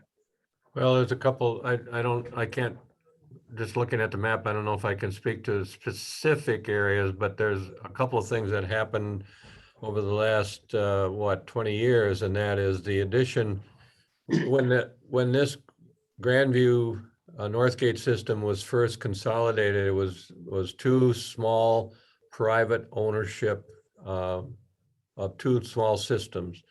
And they came to the PUD and said, would you take over those, both of those? And that was really that area west of I-5 and up to and including Delta Line Road and right up in there. Then the developers on the other side of I-5 Jensen and Associates, they started developing that whole I-5 industrial park, and they came to the PUD and asked if we would extend water, potable water and fire service across I-5 through, yes, right in there. And so that's when we consolidated that whole area. Now, the area that Dave was talking about with City of Ferndale, the overlap, that really occurred when the City of Ferndale annexed that whole area as part of, and brought it into the city. And so we reached an agreement with them. They included it in their annexation documents with Whatcom County that we would jointly provide service to that area. But since that annexation has occurred, we're the only provider. Then just if you go, Dave, if you want to point just south up on where Grandview Business Park is, between Portal Way and I-5, up in there, that's also another separate system. Grandview Business Park originally had their own potable well, and their own fire system. And several years ago, they came to us when we were building that infrastructure to go across I-5 and up Portal Way. And they asked if they could connect to our potable system. And at that time, we agreed to that, but they also asked us to take over their potable system within their business park. And we considered it, and we decided we'd recommend to the commission not to do that because we had a concern about the adequacy and the capacity of the internal system. So right now we sell them water, potable water, on a wholesale basis also, and they operate their own Group B system. So. Hey, Steve, it's Mike. What about our Vista fire hydrant line running out that direction? Will that ever be tapped for drinking water? The only, Commissioner, thank you for that question. The only thought that we would have of that possibility is if we look at the capacity of the well, the potable well, and the infrastructure at Grandview as the request for additional service, like the two mobile home parks that Dave referred to, and the possibility of that area, which is covered by Custer now, and then also even with Klaus and his system up there. If we get to the point where, and there may be additional requests coming from adjacent water associations for potable, we may want to look at replacing that well source out at Grandview and building or putting in a small surface water treatment plant, and then tapping the Vista road line for that source.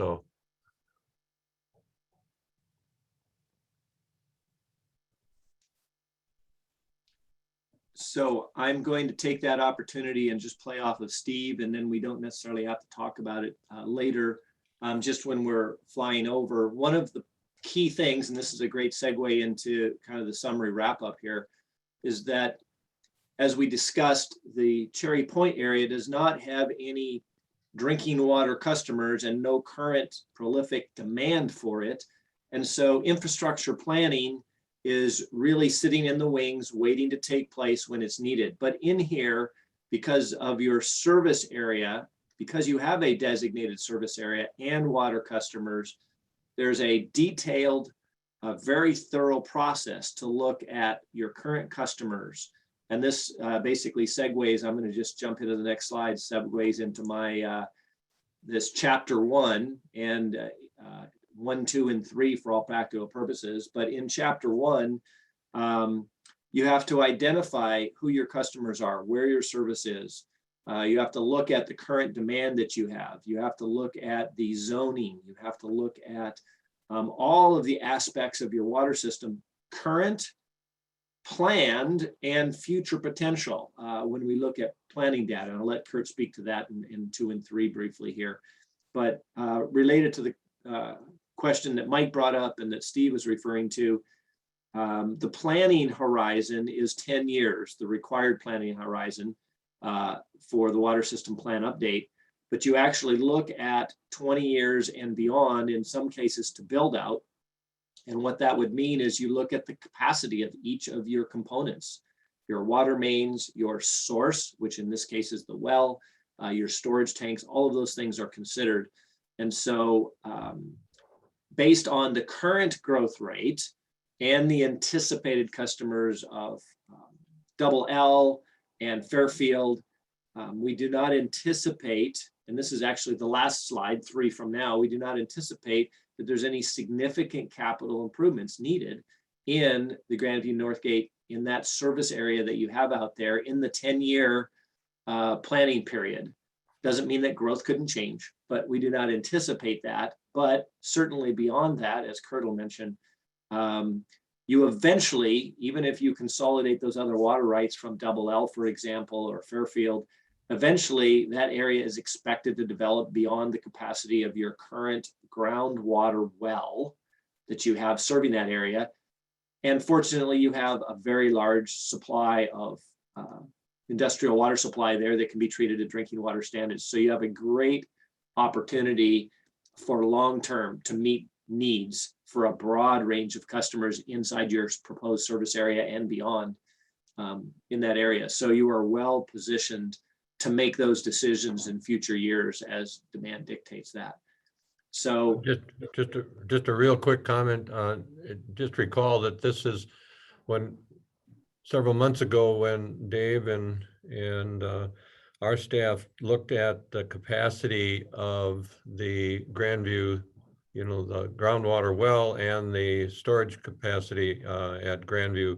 We were concerned about meeting future demand and if you would, provide evidence that we were able to meet current and future demand, at least a 20-year horizon, going into the development of this plan update. And that's why we took action working with our friends at Healthy Pet out at Grandview System to move their use of potable water for production over to the industrial supply coming out of the Vista Road line, which then allowed us to show that we could meet that future forecasted growth and capacity. So essentially what we have here, there are 10 chapters included in the plan. We're not going to look at each chapter.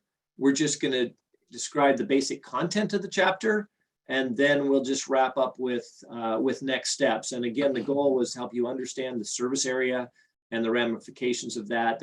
Will be part of the water system plan when you adopt it. It ties in one of the anchors related to your water rights, as we discussed. And so, in the overall description, I think one of the greatest benefits of this plan, I believe, for the commissioners is to thoroughly read chapter 1. I realize, as Mike alluded to earlier, there's a lot of detail in this plan, but with regards to the history of the PUD and their potable water, the relationship of water, drinking water out in the Cherry Point area, the development of Grandview, I believe chapter 2 does a really good job of presenting that history and giving you a foundation for how all of this ties together, as opposed to more of a staff exercise and professional engineer exercise that takes place in some of the other chapters, which other than a bullet point overview, we won't be discussing further here today unless you desire. And so chapter 1, I think, is really key for your foundation. I understand that you wouldn't do much more than gloss over the other chapters. I'm just going to let Kurt briefly outline what he covered in chapter 2, and we won't be changing slides. So Kurt, if you want to briefly discuss again, which is primarily associated with Grandview, chapter 2 and chapter 3. Yeah, so chapter 2 is the basic planning data chapter. And just again, to reiterate, this is focused on the Grandview Northgate potable system. Not including the fire system that is adjacent to that or through it. So in this chapter, we look at the past water production and use data and review that. And that we do that to update the parameters, which we use in the system analysis, the capacity analysis. That's chapter 3, which I'll talk about in a second. And those parameters are primarily threefold. There's the average day demand, which is just your average water use per day in any given year for a full year. There's the maximum day demand, which is the peak 1 day use throughout the year, which usually occurs in the summer months. And then there's a peak hour demand, which is your pretty self-explanatory, but that's your maximum use in any given 1 hour, which again is typically during the summer months, and it often overlaps with that maximum day demand or one of the highest maximum day demands. So we look at the trend over the last few years, we update those parameters. We look at the growth trends of in this case, we looked at 6 years, going back 6 years, and then we try to forecast that looking through the 20-year planning period. Yeah, we also estimate, so once you have, we assume a linear projection for the 20 years, and we also estimate beyond that just to get a rough idea of what build out might be for the full service area, including the proposed service areas that are part of this plan. And that build out estimate is based on the existing use, where those trends are going, and what anticipated growth we anticipate in the additional areas that are undeveloped, which, we look at the land use and the zoning and estimate that. So once those parameters are updated, then we can get into chapter 3, which is the system capacity analysis. And this is where we go through all the individual components of the system and apply the appropriate design parameters to them to establish the capacity of the components. The major components that we look at, we look at the source capacity, which consists of water rights, the well production, as well as the well pumps. We look at the storage tank capacity. We look at booster pumps, which consists of the pumps themselves and the pressure tanks. We also look at the distribution pipe capacity. We also look at water quality. In the case of Grandview Northgate, water quality is pretty good, so there's no treatment systems to consider in that capacity analysis, and none planned or foreseen that are needed. Once we go through that, the system capacity of all the components, we identify any deficiencies, and those we roll into projects that are part of Chapter 8, which is the capital improvement program. So we look at the capacity again for existing conditions and then through the 20-year planning period. And then we also go beyond that to get a rough idea of what kind of improvements or changes might be needed prior to build out for the planned service area. And that's the gist of those chapters. Dave, if you want to take it. I'll just add one caveat. Typically, if you can imagine a large traditional water system, let's say you had 1,000 homes, you get the benefit of averaging 1,000 homes worth of use to come up with your average daily demand for a typical customer. And so if you're projecting into the future, you could say, we have the potential for 1,000 more homes. Well, you can do a very linear, common sense analysis to help you plan for infrastructure. How long is our current infrastructure going to last if we're growing at 4 or 5% a year? The Grandview system is more of has a different class of users, being commercial and industrial. And so at any given time, a very large user potable water could come onto a small commercial piece of property and really change the dynamics of everything. The reverse of that is true. You may have somebody using a large amount of water, but it's not for potable use. And Healthy Pet was a perfect example where they were using, for a general comment, 80% of your water, but it was for non-potable purposes. And so in that case, you were able to shift, because of your new fire system, you were able to shift that non-potable use to a non-potable system, and in fact extend the ability of your Grandview system out many, many years based on the current trend of your existing customers. So it's just important to understand the uniqueness of your system out there, that you're never going to know for sure how long the system's going to develop or serve you, because it's going to be based on the type of requirement that a new customer might do. So you have a very large structure that recently went in, and they may have a bunch of employees, but you're just adding some bathrooms. They don't need any processed potable water. They aren't processing food and those types of things. So you have a very traditional warehouse type potable use. And so this is really anticipating that type of consistent growth, not an unusual high demand. If that ever happens, it could trigger you to reach your capacity of your source, and that could trigger earlier than anticipated the need for using your industrial system to create a surface water treatment plant. And by that means you have lots of water resource available, which most utilities don't. It would just be a capital expenditure and a timeline to bring that additional source online. So chapter 4, I'm going to take chapter 4 and chapter 5. They're relatively quick. Chapter 4 has two primary aspects. The second one being water resource analysis. And all I'm going to say about that is that if you were to read through, particularly in the draft, not the public one, your draft, you can see that it was highlighted in gray. And you'll see that 90% of that chapter was highlighted in gray. And the reason in your copy it was that is just identifying that that was very water resource and water rights specific. And that just identifies those large portions that were overseen by your water rights team, and that demonstrate the large area of the water system plan that is intertwined with your water rights. And so I personally, and Kurt and I are not planning to speak to any of that section of chapter 4. The only thing I wanted to highlight it in chapter 4 is that there is a water use efficiency component required as part of municipal water law. And water use efficiency is simply being able to review and understand how much water you're pumping out of the ground, how much water you're supplying to your customers, and the difference between those two, which is typically called non-revenue water or unaccounted for water. Traditionally speaking, it's due to leaks in the system. The PUD has a very excellent track record of having that as a very small percentage. The Department of Health goal is less than 10%. And correct me if I'm wrong, Kurt, and I don't have that number in front of me, you're running between 2 and 4% on any given year. So you have an excellent track record of a very tight system. Other unaccountable water could be doing with related to flushing, where you don't actually meter the water. And so from a conservation standpoint between the source and the customers, the PUD is doing excellent.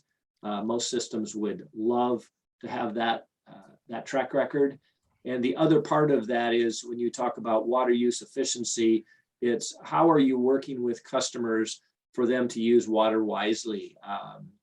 And imagine residential where they have large toilet use, large showers, and a lot of appliances, and outdoor water use, which is traditionally in the summertime a large component of water use. In your system, again, being unique, you have very little outdoor water use, a little bit of outdoor water sprinkling that's seasonal, but very little. And you're primarily washrooms associated with commercial facilities.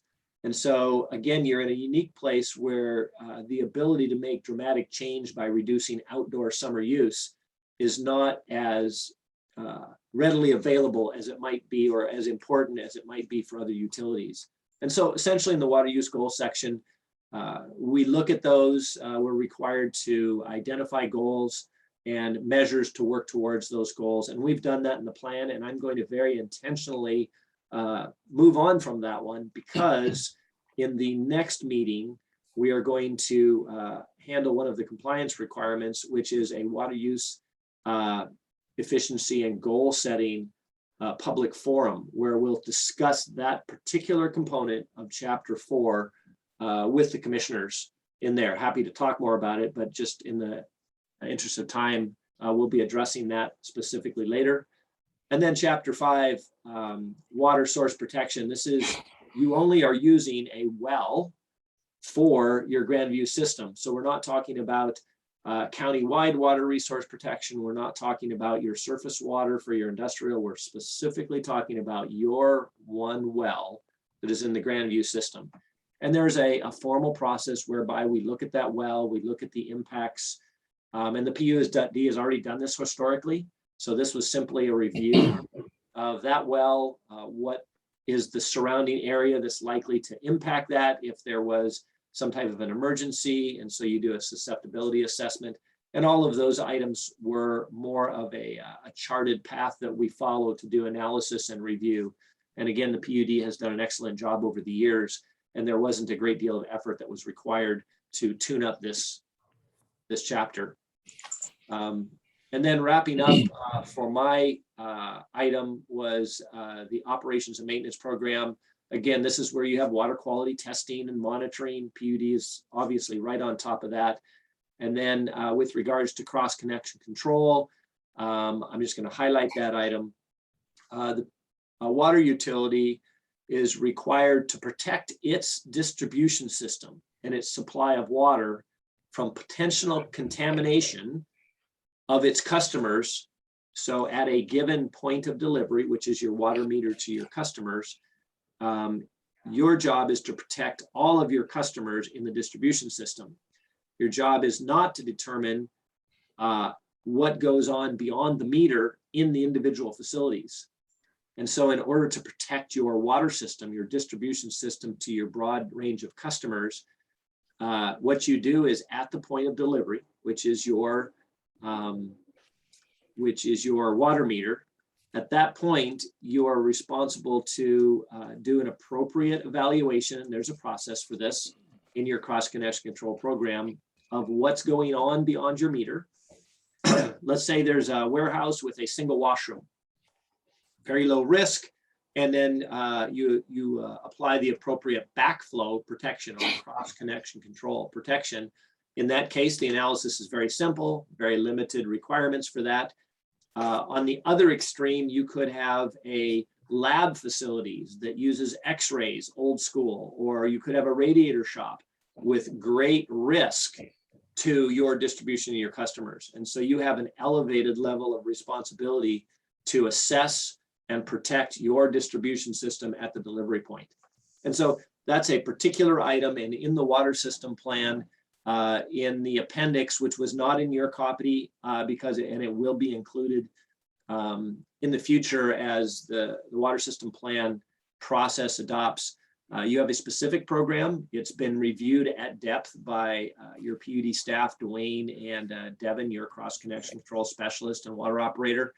And that plan will be included in the overall water system plan and appendix, and they will maintain that program as a typical utility would do, which is a process of surveying the various utility customers, working with those customers to adopt the appropriate cross-connection control protection at the delivery point. And so I'll let Steve take it from there, but that would have been my wrap up for chapter 6 before we turn it over to Kurt for 7 and 8. No, I just find, Dave, thank you. And Kurt, looking forward to the next few comments. If we could put a short leash on time here, we'd like to wrap this up. We've got a couple other, at least one large presentation by Annette on our 6-month financial report and a couple other items on the agenda. So appreciate everything you've provided so far, Dave, and just I know this is probably not fair to you, Kurt, but if we could limit our timeline on this next few minutes, that'd be appreciated. No problem. Perfect. Chapter 7 is the development standards chapter.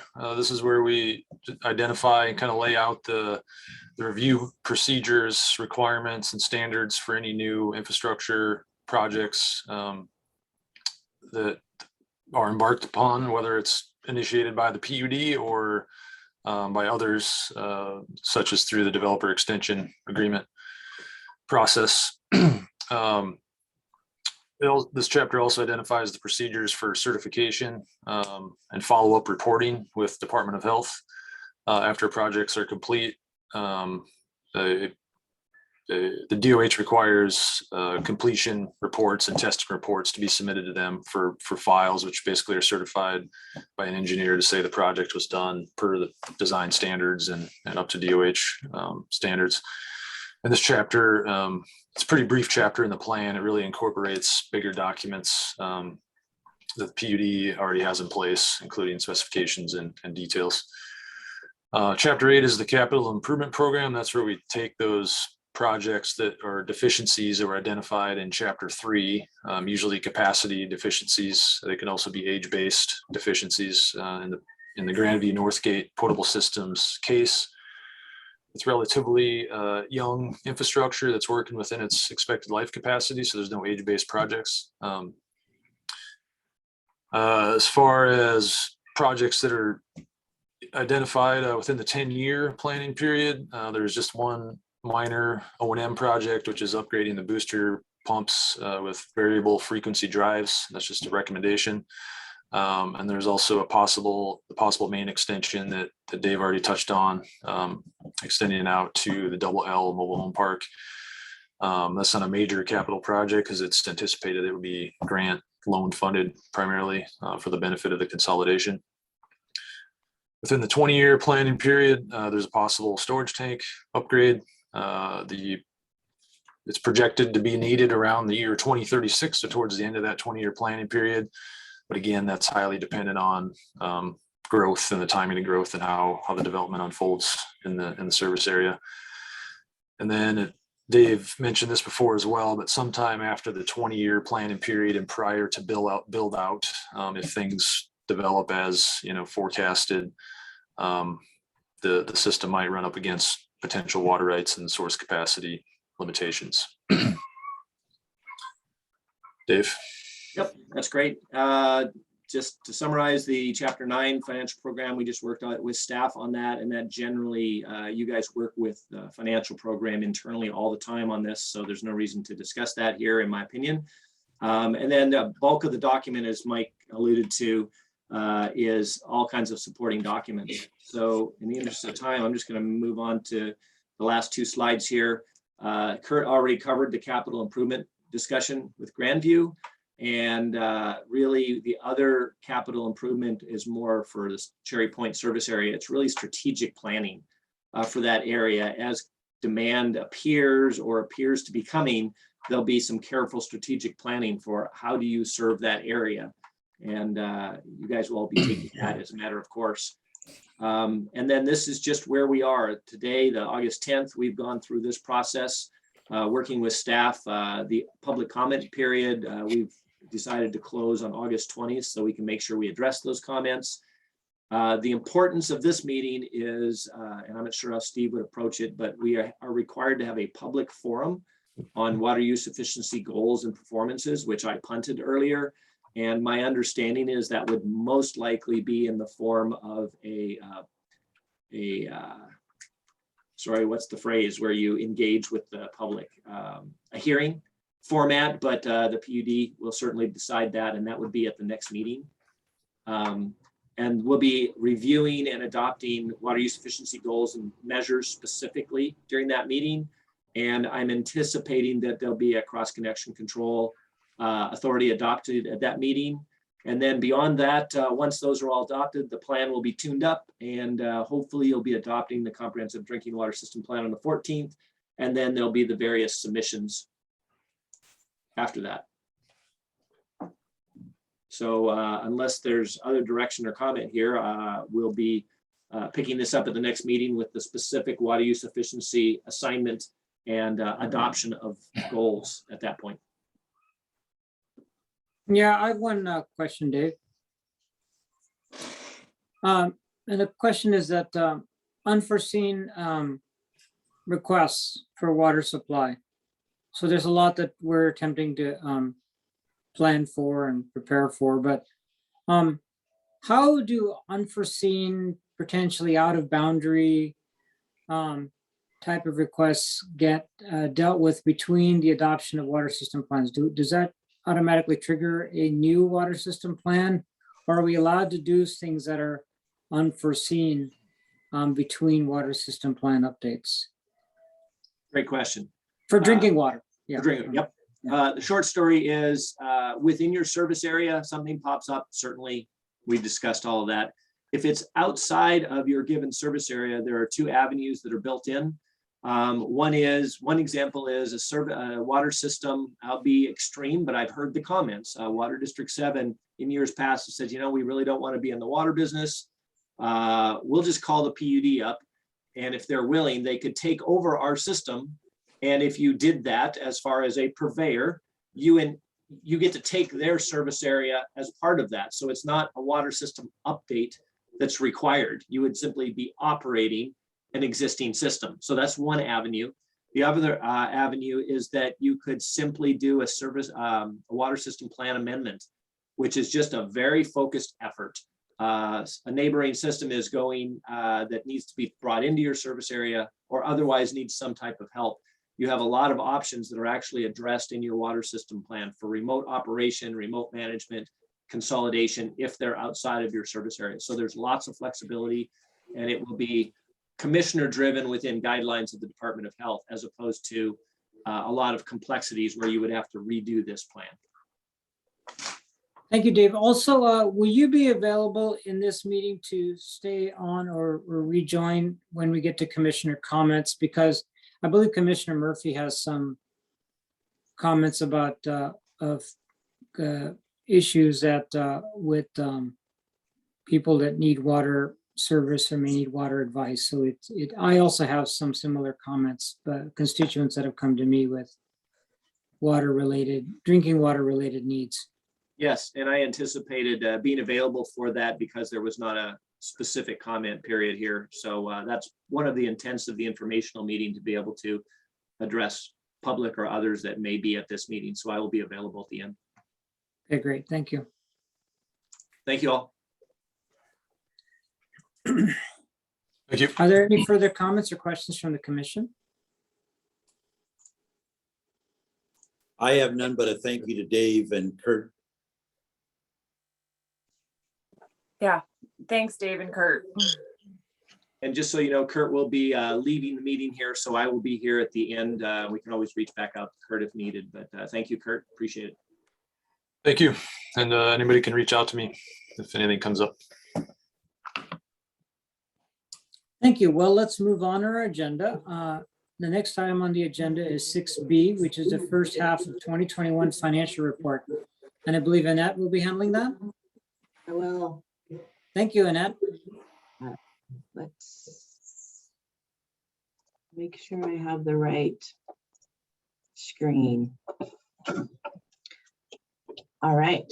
So it is that time of the year again, and it kind of ends up kicking off our budget process. But we go through and kind of do a high level approach of where we are financially compared to where we had hoped to be through our budget. And so we'll go through that. Oops. That doesn't want to advance.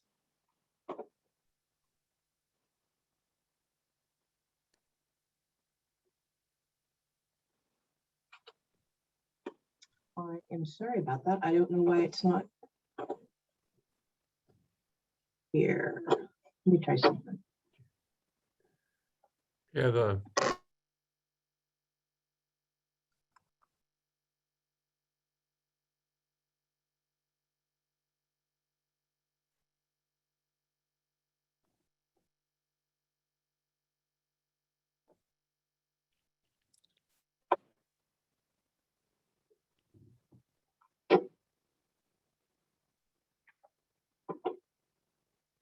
Okay. So are you seeing, did that advance for you?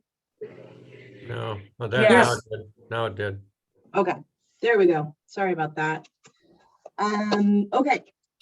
So we're going to do a high level look at our operations and where we are there, and then at our capital projects updates.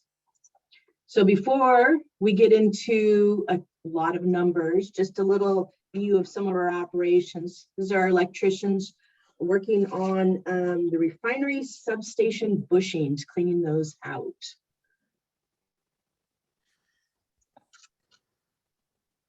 Okay, so we're going to look at the revenue first. And overall, you can see we're right in line where we were last year, and we're just a little bit under where our budget is, which isn't abnormal for the first half of the year.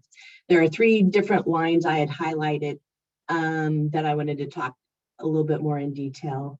As it has been in the past, we're looking at our current year, 2021, and comparing it to where we were year to date in 2020, and then comparing it to half the budget, what the budget is for halfway through the year.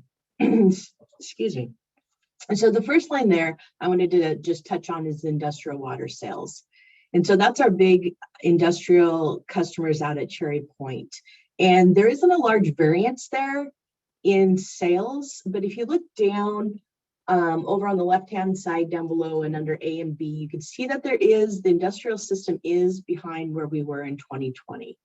And we did expect that because of the curtailment over in Alcoa. So then I listed that out a little bit more in detail down below that. And you can see Alcoa is roughly 2% of where they were last year.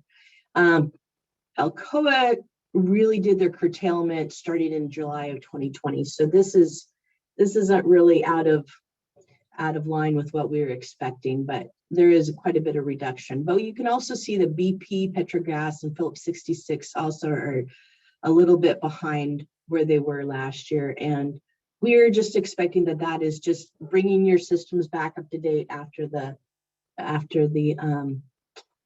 pandemic slowdown. And then you can also see over on the lower right that in 2020, we did have quite a bit of a reduction in water there, but because of how our rates are set up, the variable piece isn't a very large part of our sales. So in the industrial water, a lot of that is the fixed income. So we didn't see the hit to our sales there. And then the next line. So, Ann, just to clarify, the revenue doesn't show what the volume actually shows, which is why you're trying to highlight that for us, right? Well, it is a piece. I mean, in your industrial water sales, you have several fixed pieces that stay static throughout the year. And then there is a small piece that is based on consumption.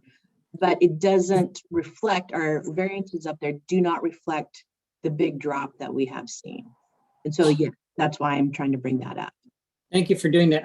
The bottom 3 under B on this slide, is that a reflection of higher heat this year?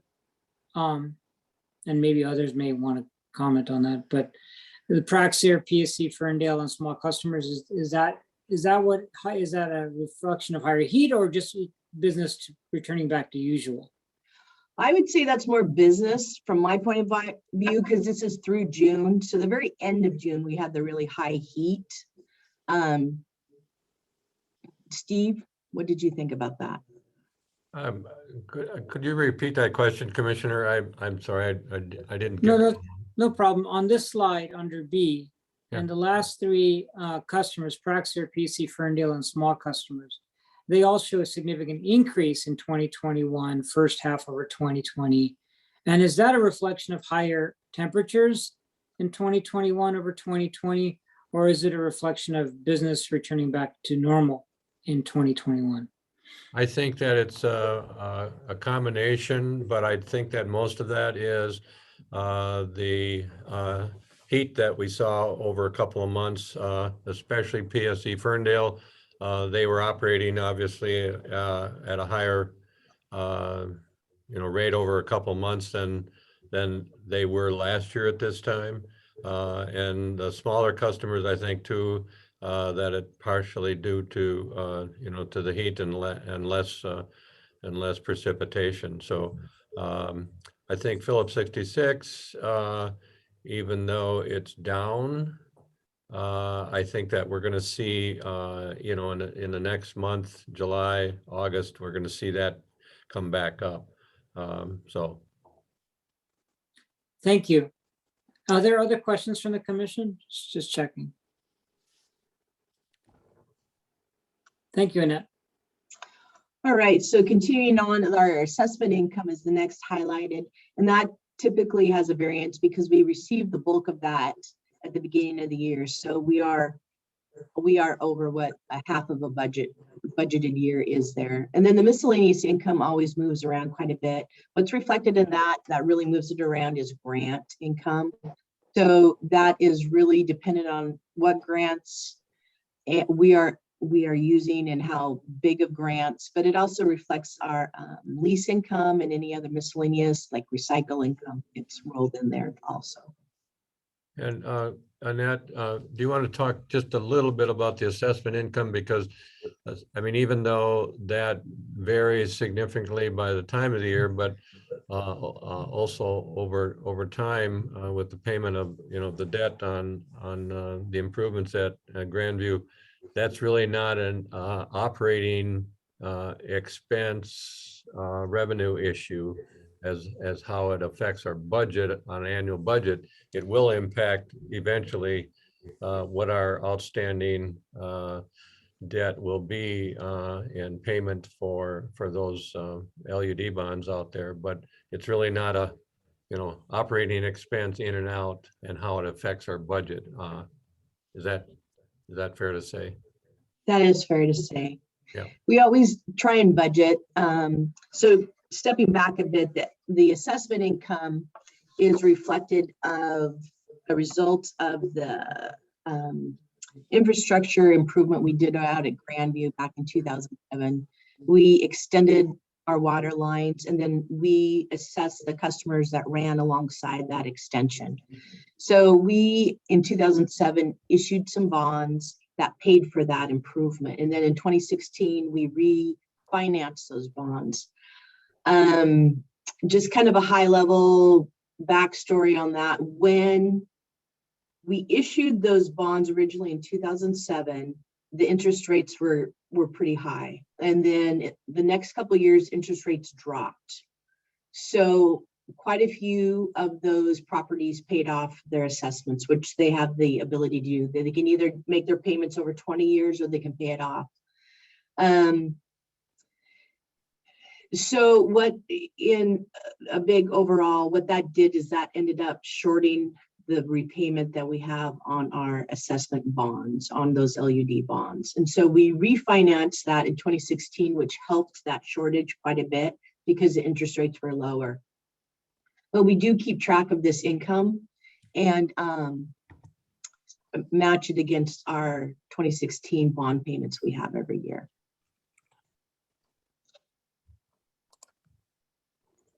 Okay, so moving on to our expenses. Again, I have 3 lines where I wanted to highlight and talk a little bit more. Water purification is the chemicals we use to clean our water.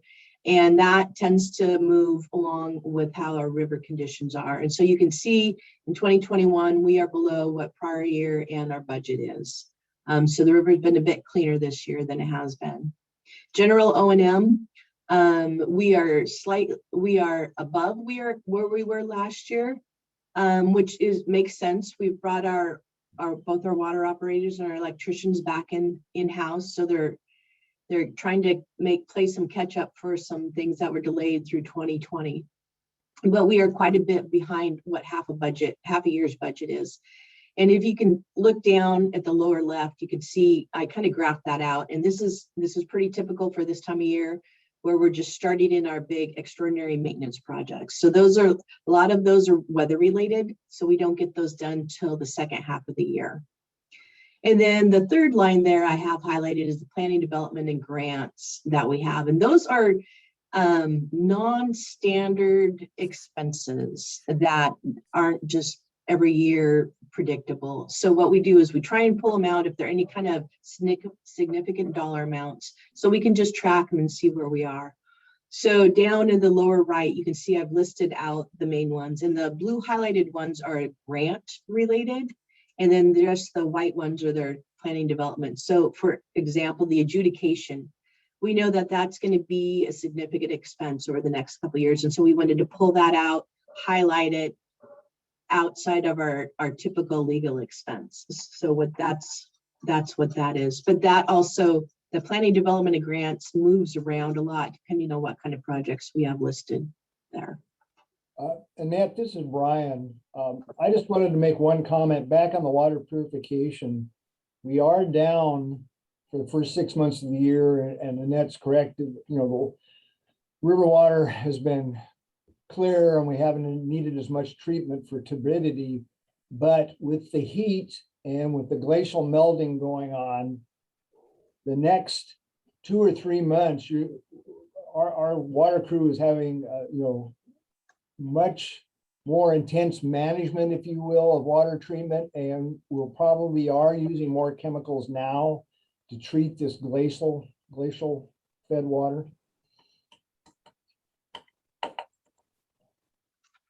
Okay, thanks, Brian. Okay, now moving on to our capital projects. This was plant 1 high head motor, and I'm not quite sure if that's going in or coming out, but those things are big and we end up having to get cranes, and our buildings are constructed so that there's hatches in the roof so they can easily remove those when needed. You sure? I thought that was Jeff Bezos. Yeah, crane's not that tall. All right. So the last main section of our presentation is our capital and how we're doing there.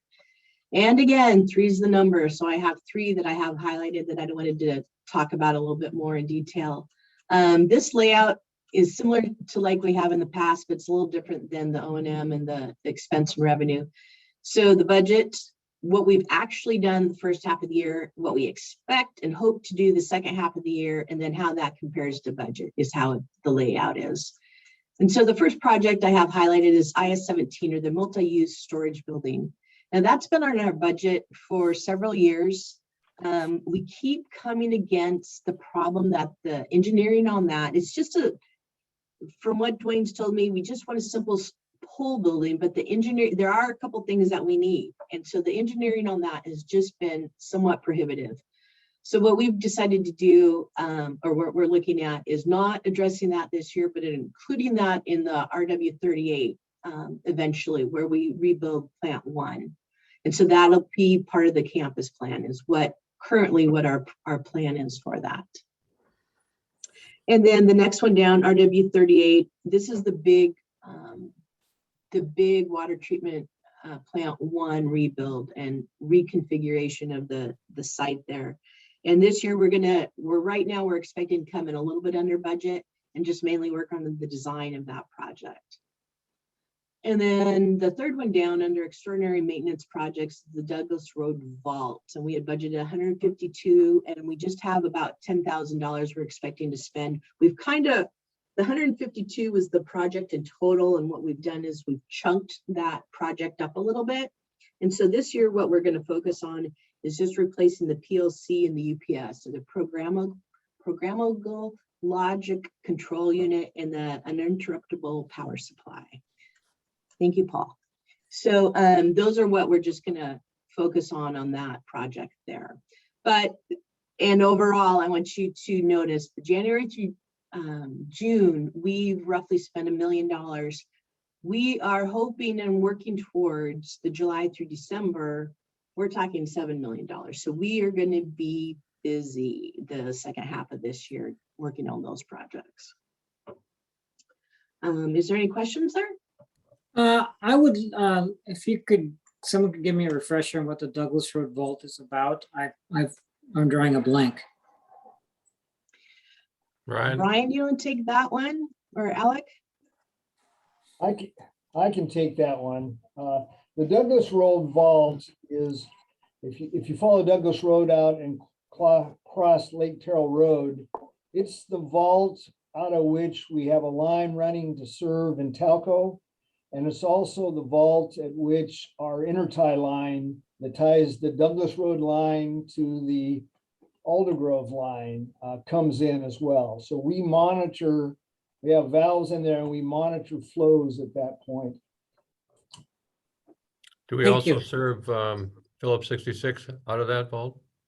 Not out of that vault. It's Phillips 66 line splits off Yeah. in a smaller vault there by Lake Terrell Road. Okay. And we're talking water supply. Correct. All Thank you. right, so that's the end of my presentation. If there's any other questions we have.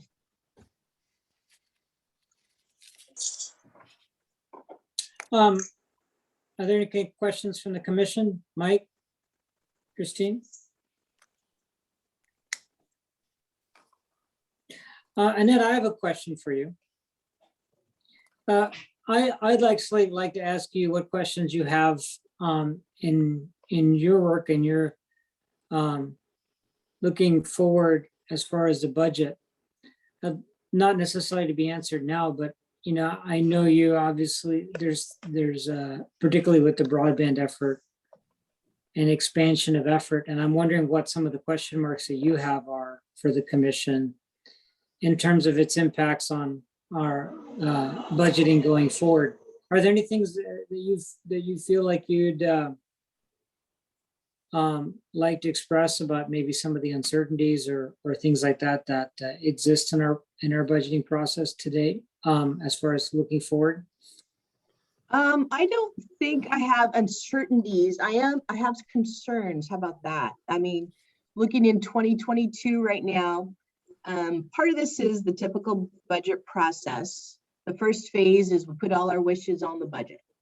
And then we start looking at how big a budget we're looking at. And then we start thinking about maybe we want to pare back. So right now, looking at the budget, we have quite a lot added so far. I think I was talking to Steve about there's 5 or 6 new positions we're adding. So that's increasing payroll quite a bit. One of them being, as you mentioned, the broadband. And so the funding for some of these things, we're still not certain where all this money is coming from to fund some of these. So questions, concerns, things to work through. So I think that's where I am on some of these. Great, thank you. Commissioner and Annette, maybe, Annette, would you just bring up the next 2 times that we'll have a discussion or plan to have a discussion with the commission? One is we have a workshop. I think it's the first meeting in September. Where and then October we have scheduled a first draft of the budget. And so I'm looking at that first meeting, the workshop, as we're calling it, to highlight just Commissioner Desmani's comments and question is, here are the things that we're looking at based upon the initiatives that that the commission has approved now, and how that would be reflected in the budget, and give an opportunity for the commission to have that discussion before we finalize that first draft of the budget in October. Correct. That first discussion we have with the commission is September 14th. So Yeah, that first meeting in September. Yeah. So we've already, Brian and I and Annette and Dwayne have already met a couple of times just to start that discussion. And already highlighted, as Annette indicated, highlighted some fairly significant potential changes, increases, especially in labor, because of how we may address not only the initiatives that you've supported, but also adjudication, water rights, a lot of that. And trying to figure out how we can balance those increased needs with rate revenue from our water and electric customers versus finding other potential resources to fund those. So. Thank you.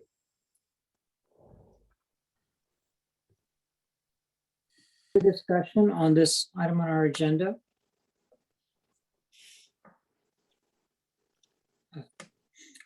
Great. Well, thank you so much, Annette. And look forward to lots more fun presentations. By the way, it's worth saying that I always love the graphics you show. The reason I didn't make a comment with the person hugging the bushing was because I was kind of, my mouth was hit the floor on. Boy, I'm glad that wasn't me hugging a bushing. I asked John, did he draw the short straw that day? Yeah, and I wondering, of course, this is why lockout tagout is such an important procedure. Thank you, Annette.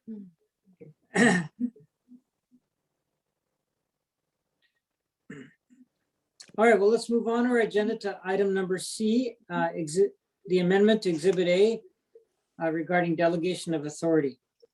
Could we have a 5-minute break? Certainly, yeah. So it's 10:36 right now.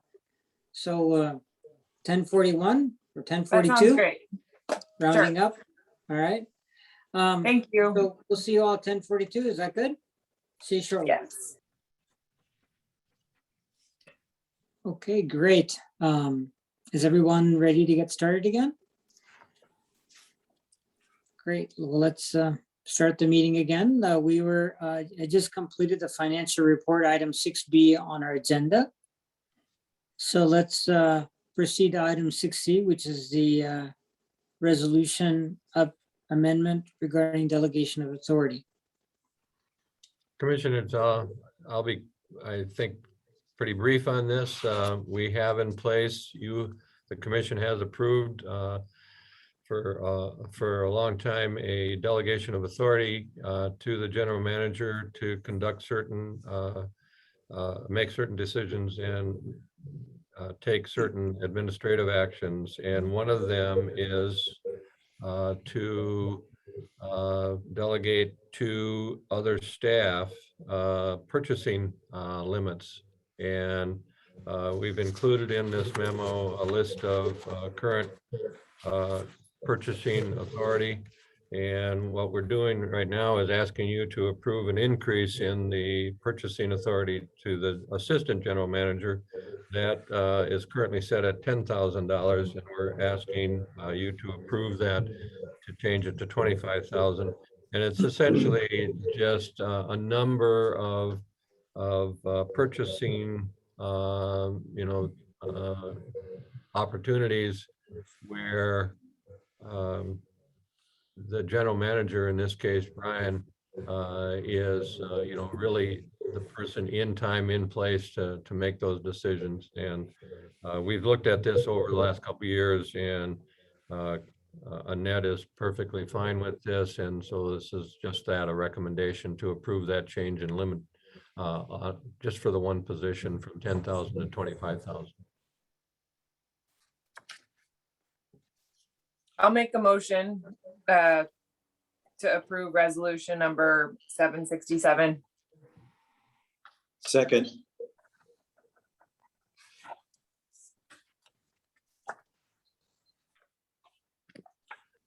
You're muted, Atul. Connie, you are muted. Sorry, there's a motion and a second. Is there any further discussion? Okay, well, all those in favor of the motion, please signify by saying aye. Aye. Aye. Thank you. This also, Annette? this only applies to the spending authority, it's not a 2.5 time increase to salary, right? O'Brien?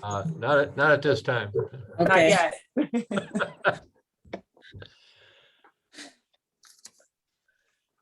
All right. The next item, Commissioner Annette will take this one.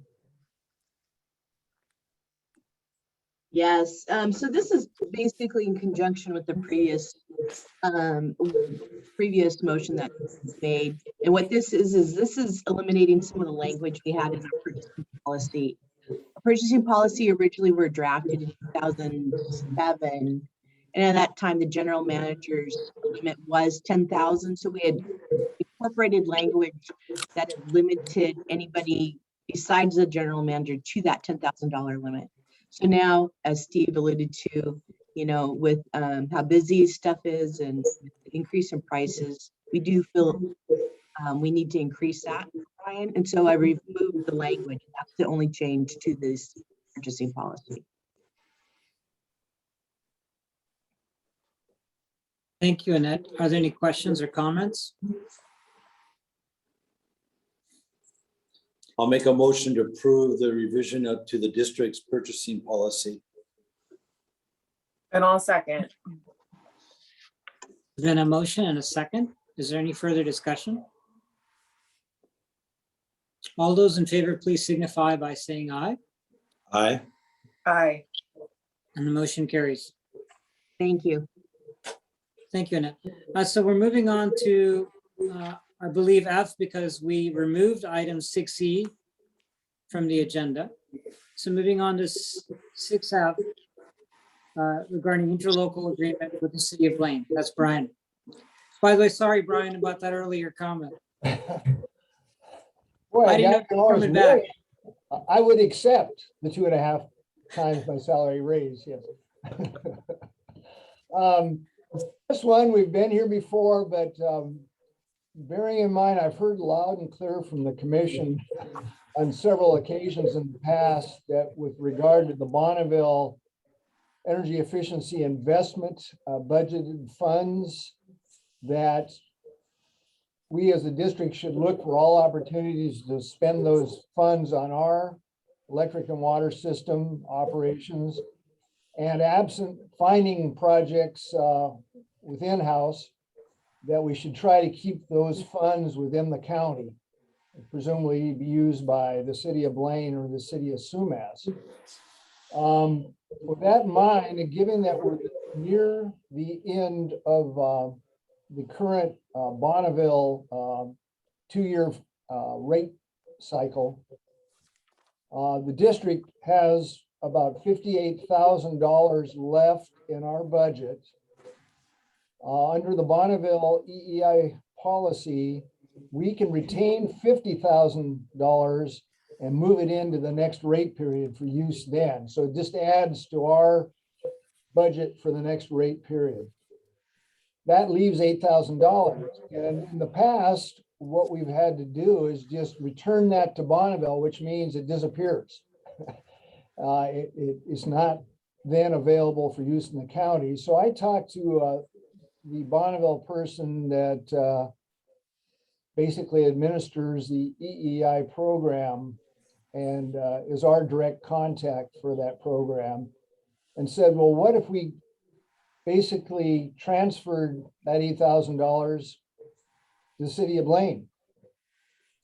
Could they then, if they can't use it right now, move it into the next rate period? And she said yes.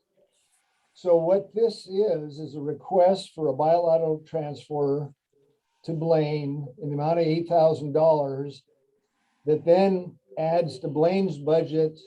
They may or may not be able to spend it within this 2-year period, which ends the end of September, but they can carry that $8,000 forward into their next 2-year period. And it was just a means of keeping those funds within the county rather than them being lost. And so that's the gist of it. And what we're asking for, since we don't have a current interlocal agreement with Blaine, that agreement, past agreement expired. We're asking for approval of entering into an interlocal agreement with Blaine for the purpose of accommodating this transfer and approving the bilateral transfer in the amount of $8,000. I'll make a motion that we transfer to the city of Blaine $8,000 from the BPA EEI budget. And I'll second. Commissioner. Yeah. Commissioner, just for the record, the motion would, in the minutes, will reflect approving the interlocal agreement and the transfer, just so that. Thank you. There's been, so do we need to restate the motion? Or is No, that- I think it's fine. Yeah. Okay. There's been a motion and a second. Is there any further discussion? I don't think it matters, but there was a typo in the memo, but where you said sumas in the second sentence instead of Blaine, but it's not on the actual interlocal agreement. So I think we're good. So that's the only further discussion I had, but Thank you. yeah. Sorry for that. Tried to purge out Zoom as it was, what happens when you cut and paste. It's okay. Yeah. Thank you. Okay, so there's been a motion, a second, no further discussion. And so, all those in favor of the motion, please signify by saying aye. Aye. Aye. And the motion carries. Thank you, Brian. Yeah. Thanks, Brian. Thanks for doing that. Let's move on to item number 6G, approving the district's medical dental plan renewal for non-bargaining unit employees and commissioners. Commissioners, I will take this, but I would look to Ann to chime in at any point to not only add to my comments, but also possibly correct anything I say about this. So first of all, I'd like to just let you know that our renewal or our plan comes up for renewal at the end of August every year. It's not on a calendar year basis. It's a year, 12 months, but it ends August 31st every year. And we have always looked to using what is now Brown and Associates, which is the former Snapper Schuler insurance broker out of Linden, to help us look at all of our options for renewal or updates on our plan. And Ann works extensively with the folks up at that agency to do this every year. And I just like to thank Ann for all the work that she does on this every year, and making sure that the numbers that are reflected in our recommendations are accurate. So again, a shout out to Ann for all the work that she does. And we really appreciate working with the folks up at Linden, because there is no cost to us to use their services. And they've been very, very helpful over the last few years in helping us work through this. So this is a recommendation to renew our insurance, both medical, vision, prescription, and dental for non-union employees and commissioners through Regents Blue Shield. And I won't go through the individual options, but just to note that that Ann and folks up at Linden looked at actually 5 different options. Renewal of our plan that we have in place right now, and then option 1 going with what is called Primera Clean Tech, option 2 Primera, another plan, and then option 3 and 4 a different company altogether. But our recommendation is to stay with our current carrier. It will require a slight increase. It's actually the medical plan is about 9.8% increase, but there is no increase in our dental plan. And we, if you look at the some of the other options, like the option 1 Primera Clean Tech, it's only about a 2.14% increase, but that does not include vision. And so if you add the potential vision rider, it actually increases it higher than the Primera or the Regents renewal. So this is our recommendation. And just to note that, I don't know if you recall that the plan that we have with Regents is age-based. So as the different categories, employees, dependents, commissioners, there's different categories on rates based upon those categories of age. as our employees and our commissioners increase in age, it does impact it. So, but with the potential retirements coming up, we might see some reduction. So, but those are my recommendations. I don't, Ann, do you have anything to add to that? No, not really. You spelled it out, that it's not really apples to apples comparison on the plans, Yeah. that the vision is not included. So, and again, thanks to Jennifer at Brown and Brown for helping us with all this. Yeah. And, if anyone has any individual questions on the plans, I'm happy to help. I just wanted to take a moment to thank Ann. It's probably a little bit of a thankless job, like all administration type of things. So thanks for looking out for the team, Ann, to the best of your ability, of course, and appreciate that there's probably a lot there in that work that I have no idea about. So thank you.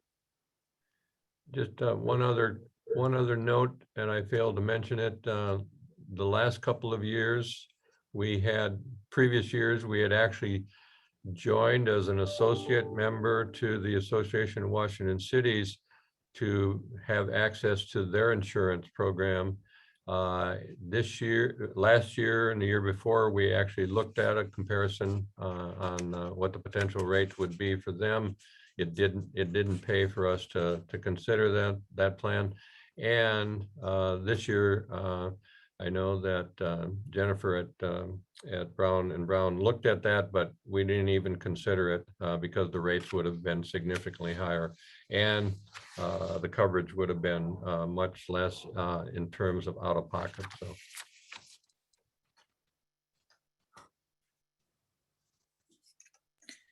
Any further discussion on this item?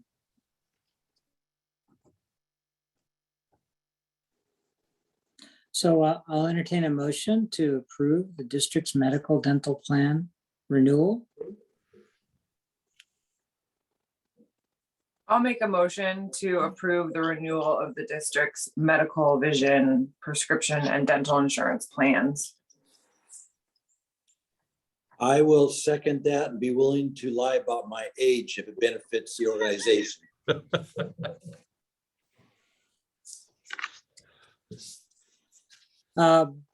There's been a motion and a second. Is there any further discussion? Great. Well, all those in favor of the motion, please signify by saying aye. Aye. Aye. Hey, you can state your age too. The motion carries. Thank you. Thank you all. And again, thanks to Ann for all the work that she's done on this. Thanks, Ann.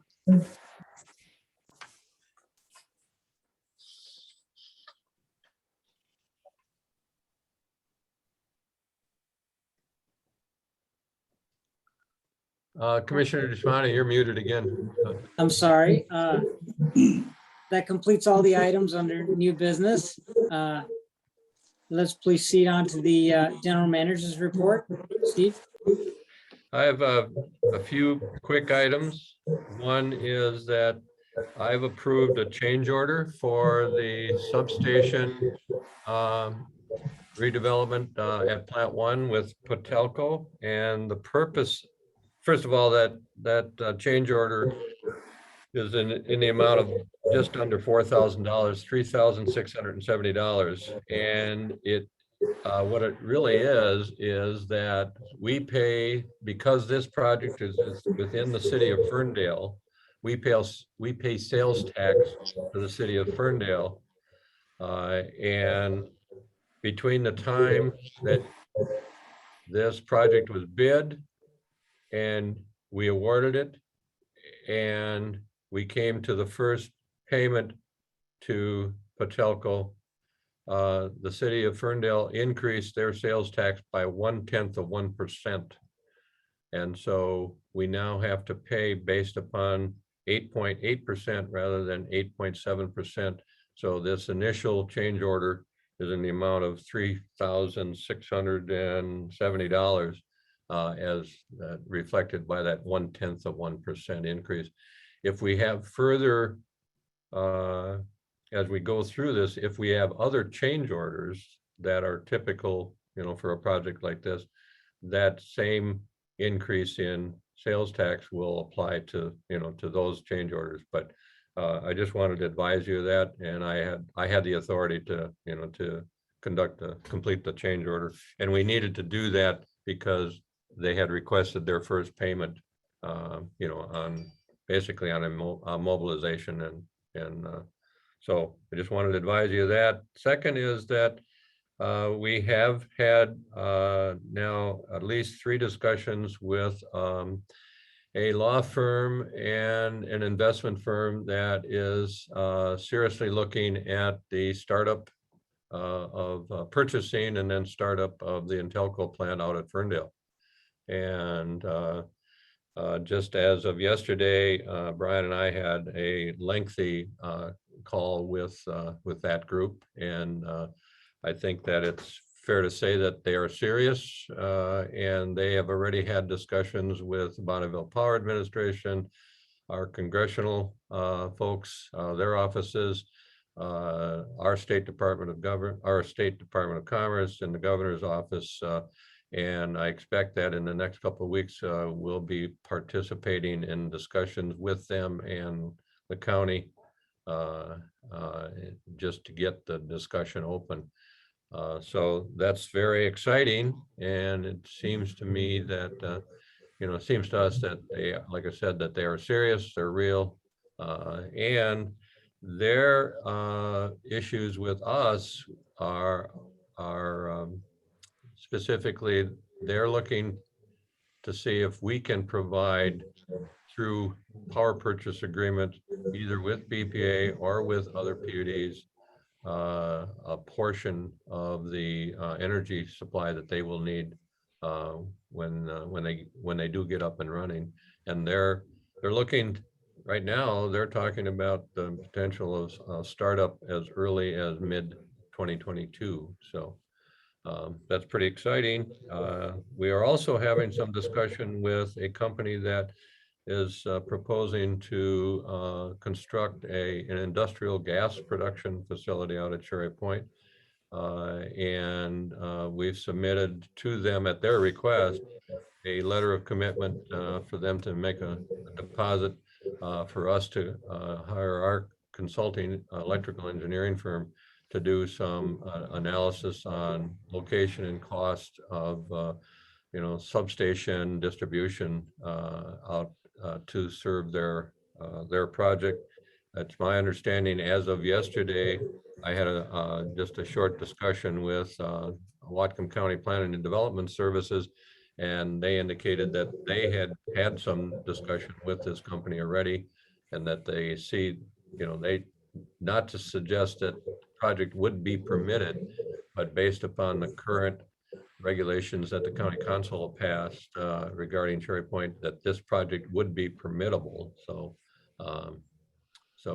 that's pretty interesting and pretty exciting. Again, this firm is actually a firm that has been in business since the 1920s, mostly in Southeast Asia, but also in Canada. And they're looking to locate a facility out at Cherry Point. So these facilities that we're talking about, industrial gas, is that hydrogen and nitrogen, or is it other things too?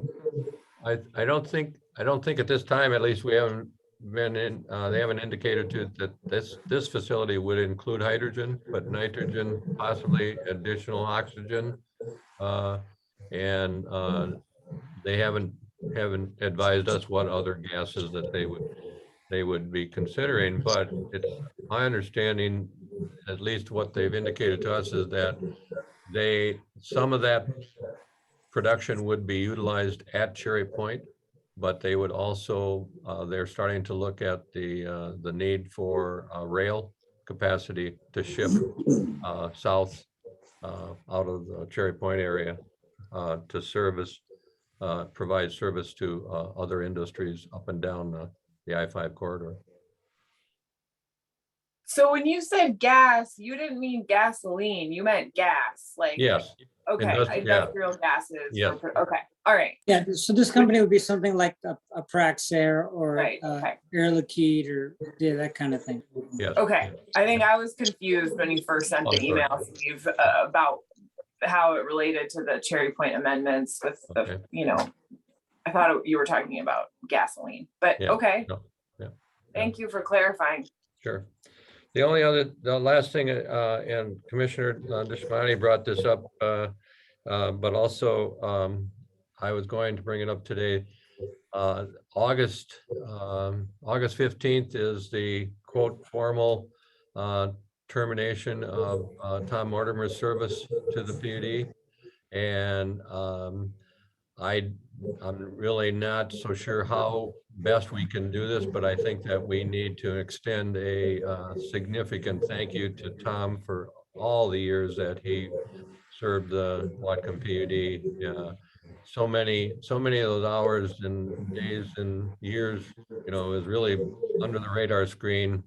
He was our guy. And so as we're transferring, his work over to Matt Wells and Sarah Mack, I just really think that we need to develop some kind of a formal recognition. Thank you to Tom, and I can work on that. I don't know, I'm not thinking about, necessarily financial dollars, but I think we need to take some action, and I'd be glad to develop some kind of a formal recognition that we can have at your next commission meeting to do that. I was going to mention, Steve, for special people, to honor them, we've done resolutions. Is that what you're thinking? Something like that. Yeah. I mean, yeah. Okay. Yeah. Then maybe we'll send him a bottle of water from the Nooksack so you can put it on his shelf. So. And with regards to that, one of the things that a little bit regret, and that maybe still is an opportunity, is if, and this is an open question, if Commissioner Grant and Tom Mortimer could have maybe a conversation too, because there was so much that, even though I've been only a commissioner for 2.5 years, Commissioner Murphy a lot longer, but I benefited a lot from conversations with Tom. And before we lose him, if you're open to it, Commissioner Grant, maybe setting up one last meeting and consultation so you can get any questions you have. I mean, our new representation is great too, but obviously Tom has a wonderful history, and maybe a conversation and a download of documents that you might find interesting. Sure. So I'd like to just suggest that and leave it in your court based on that. Yeah, I'd be glad to set that up. That'd be Thank great. you, Steve. Steve, I have a quick question for you. When is the Water for Life exhibit opening, and should we mark anything on our calendars in terms of like a formal, some sort of an event or photo opportunity or something like that? I'm working with Chris Pickering out at the fairgrounds to try to do that. Keep in mind that I haven't been able to set that up before Thursday, and Thursday the fair opens. Right, okay. So we're trying to figure out a way to have that opportunity at the same time, knowing that the fair, the next 10 days is going to be a lot of people. So I'm working on it. That's all I can tell you right now. Just keep us posted. Absolutely. Yeah. Thank you. Please, Commissioner Murphy. Thank you, Steve. Been following your Northwest River forecast saying water supply is at 81% of normal. What is the Nooksack like, and what you hearing any future forecasts for us, especially with these long heated days? Commissioner, we monitor, the flow at least at Ferndale, on a daily basis. We have that on our website, and so we monitor it. We're seeing continued trends, even though we had that couple of days of showers and rain up in the foothills in the mountain in the watershed. We're seeing a continued downward trend of that flow. And I think the last time I looked at the comparison between average flow for, a day versus actual flow was last Thursday, maybe Friday. And we were running at about 40% of average. Now, keep in mind though, that those numbers even last Friday were still way above what the lowest flow ever recorded was, which was just last year. So, without being a hydrologist with a good solid technical projection in mind, I would say that if we continue to see the dry spell over the next, say, 10 days to 2 weeks, we're probably going to see another record low flow. Now, how does that impact us with our ability to draw water out of the river? It shouldn't impact us in that way, but you're definitely going to continue to see, the impact on, you brought it up, Commissioner, about private wells and, even some of the water associations. We definitely have seen a significant impact on stream flow in some of the tributaries.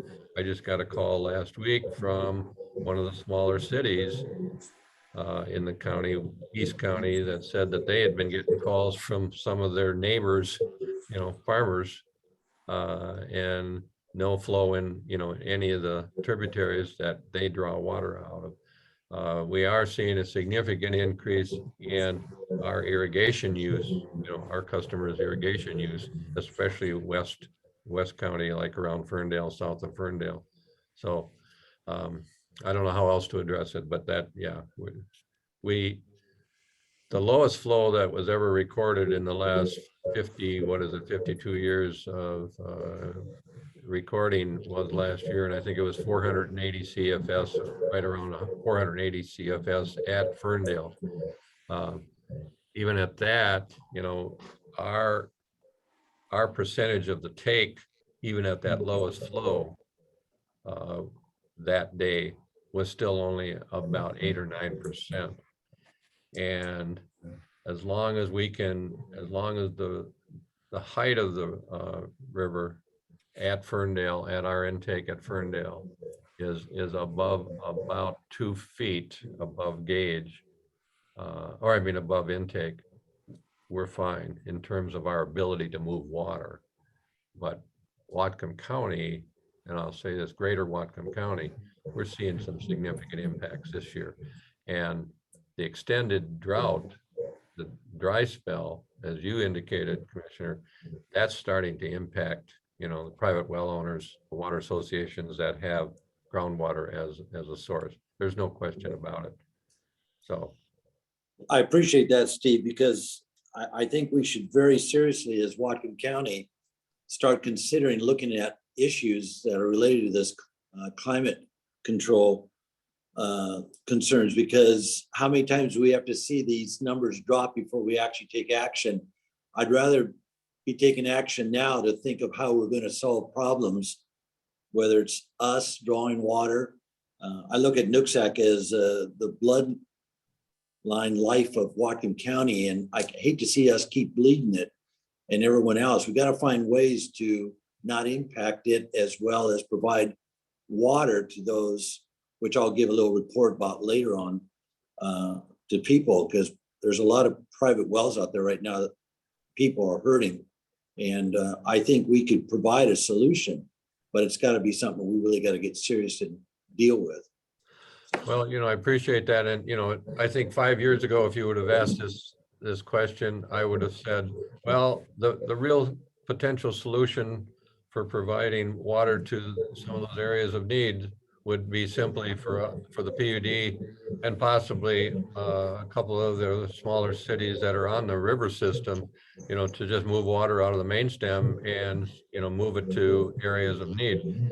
I don't think that that approach is that simple anymore. I think that we need to look at opportunities to use, you know, other groundwater sources to augment that, working with other water associations, even some of the larger irrigation systems, and even Birch Bay, you know, Water and Sewer District, you know, to look at the entire basin as a system and then figure out, you know, where best to get that water, store that water and so forth. So I think the solution today is different than it would have been 5 years ago. And I do think that looking at climate change, especially on the impact on the flow in not just the main stem, but the tributaries, is something that we need to integrate into, you know, how we look at those solutions. So.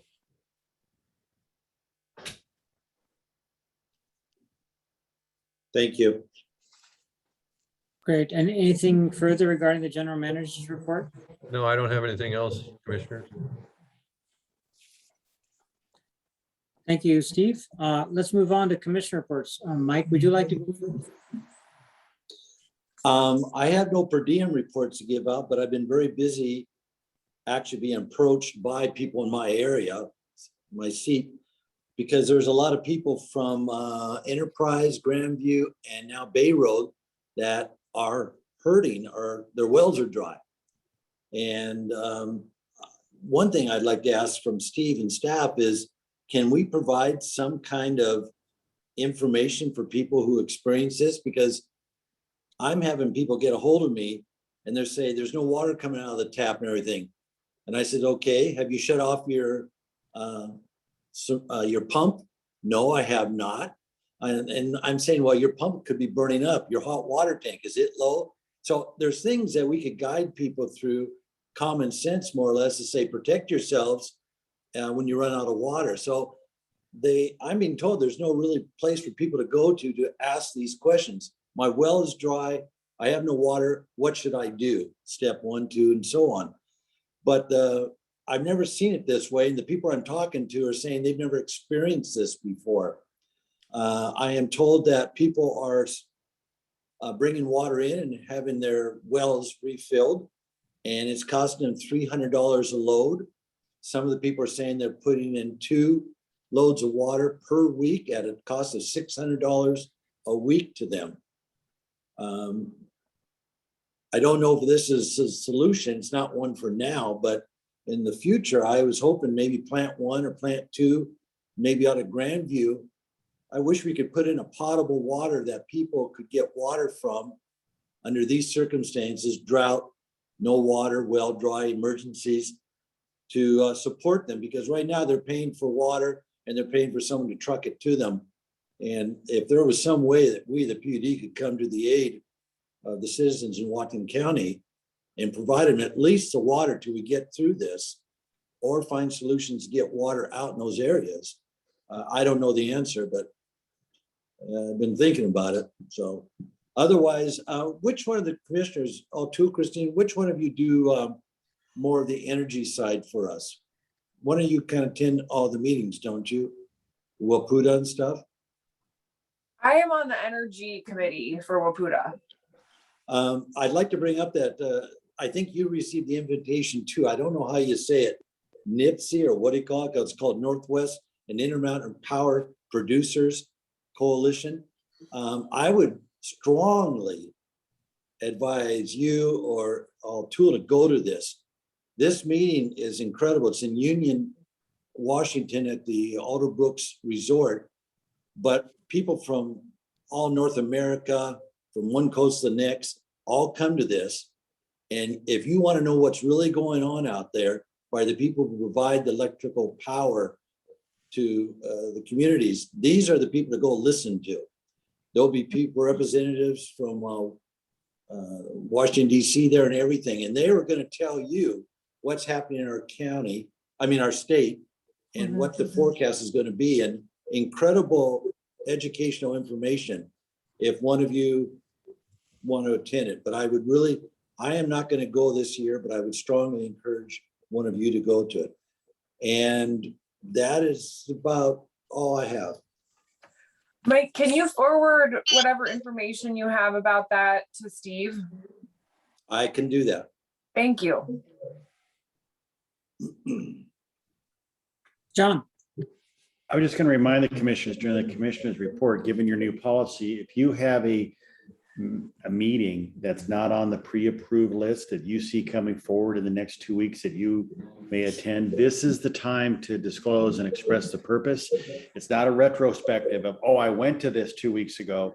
It's what's coming forward in the next 2 weeks that you see that you may attend that's not on the pre-approved list. This is the time to express it and state its purpose so the commissioners can express an objection if they have one, or a question of whether that's really for the district purpose or not. So remember, it's prospective, and this commissioner's report is the time to express that. And John, commissioners, I think that I think your comments and suggestions are right on, but it just keep in mind that it doesn't limit the commissioner to attend a conference or a meeting. It just says that if you plan on asking a per diem payment for it, and you need It's to just for follow. per diems. Yeah. Give you good correction, clarification. And O'Toole, Commissioner Murphy. I'm sorry, I have one other one too. It's a sad one for me. I want to mention Commissioner Dale Walker from Grant PUD. I've enjoyed talking to him and working with him over the years. We've lost a good person to lung cancer. And so my thoughts and my prayers go out to not only Grant PUD and staff commissioners, but especially to the family who's going through a hard time. So I just wanted to mention him. He's one that will be missed. So. thank you, Mike. Commissioner Grant, would you like to go next? Yeah, so the only official meeting that I had that I will be, billing a per diem for is the July 28th broadband steering committee meeting that we had with the port. We are taking notes in those meetings, and I believe if Steve hasn't already, maybe Steve, you could forward those to Commissioner Murphy and Commissioner Deshmani if they would like to read them. Really, really looking forward to having Noanet come on board to support us in those meetings, and as we're moving forward with broadband. Not an official business meeting or not a per diem meeting, but I did have the opportunity to have lunch with Commissioner Deborah Lester from Kitsap County and covered a lot, I've talked to her in the past about broadband, but was able to do kind of a deeper dive and then share back some of the resources that she provided me to the broadband steering committee meeting, committee group. So, and then I'm also going to try to see if someone from Jefferson County would be available to talk with us about their plans to develop a public ISP. They moved to do that. And I actually just completely randomly bumped into Jeff Randall a few weeks ago and was able to talk with him. He's a commissioner in Jefferson County. So really just trying to learn from our fellow PUDs and bring that to the committee. But I'm really happy we'll be having a true technical expert through Noanet on our committee starting in a few weeks here. So and then, I think I've also just been doing more reading about some of kind of the most recent climate impacts and models, just since that is my other work, and just can't help but feeling like we are headed into a very new era here and that we have a tremendous amount of work to do to continue to try to mitigate the impacts of climate change, but also prepare for them. And you know, it's incredibly sobering and difficult to read about sometimes, but I think just really for me is also motivating that we, you know, as a public utility need to keep looking for ways that we can help support our community through what's going to be, I think, a very, very painful time. You know, not trying to make us feel more despair, but just that's something that's been on my mind a lot lately. And I hope we can keep working together on solutions for our community. So that's it for my my commissioner's report. Thank you, Christine. So I'll go on to my report. Just to echo first what Commissioner Grant said about climate. Yesterday, the IPC further solidified projections of climate. And as a comedic commentator says, we should start saying climate changed. There's obviously more things we can do to mitigate, but also we have to think about adaptation too. And a lot of that is something we've talked about in a previous meeting. But yeah, echoing that. I will be attending a meeting that's approved. I'm just sharing this because it's the first meeting that I'll be attending and traveling to in 2 years, I suppose. And that is the WPUDA meetings in Ellensburg. I'm looking forward to meeting some of the commissioners I haven't seen for a couple of years in person.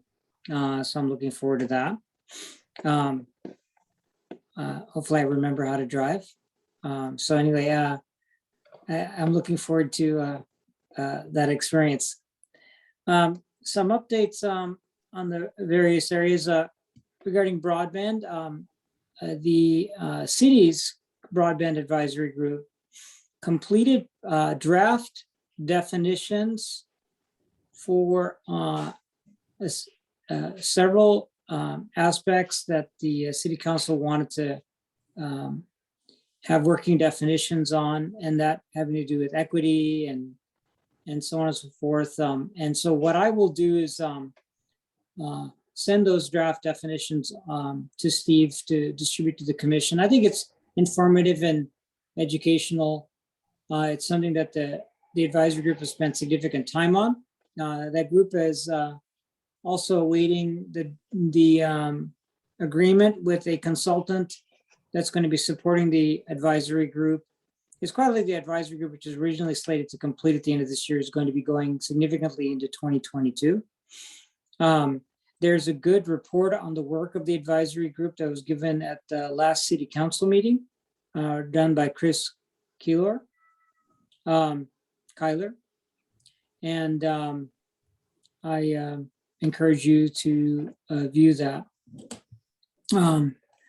I also attended yesterday's port meeting, which normally they occur on Tuesdays, but they moved it to Monday, and they had a broadband update.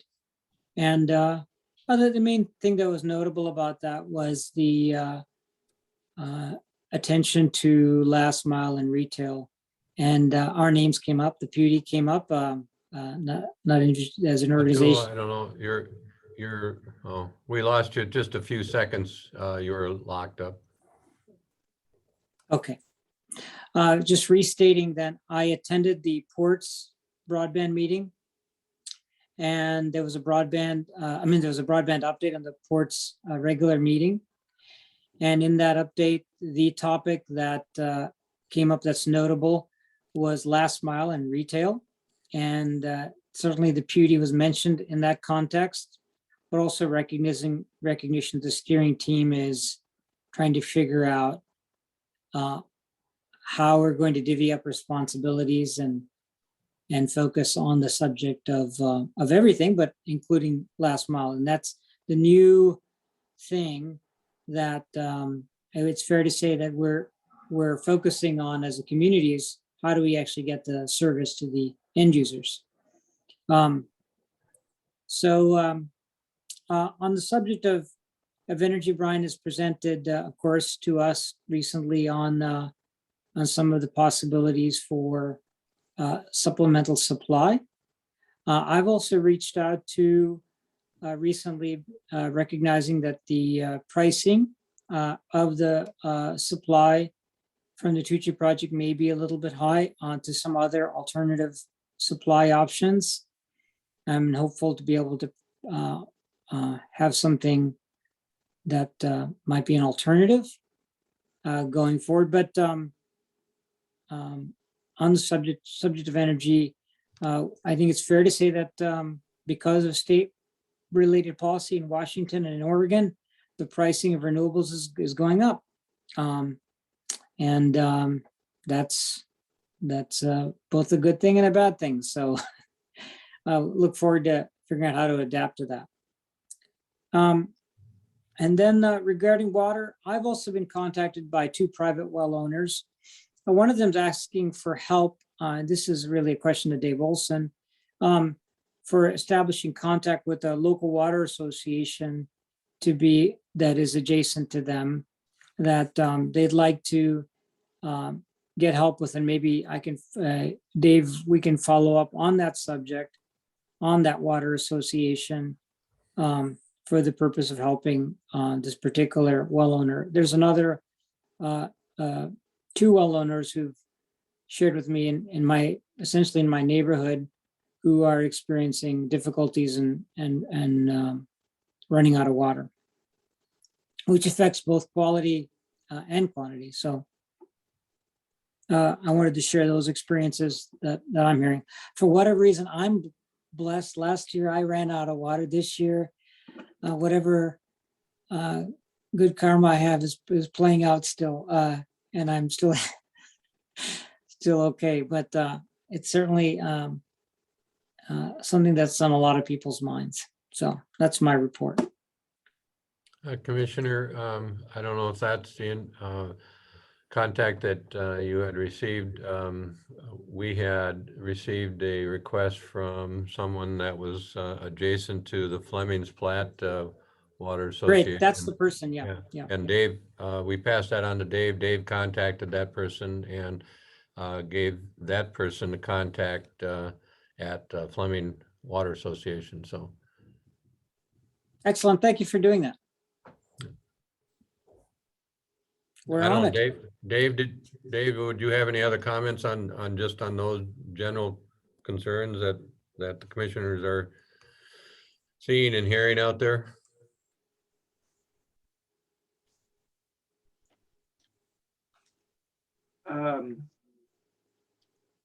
I concur.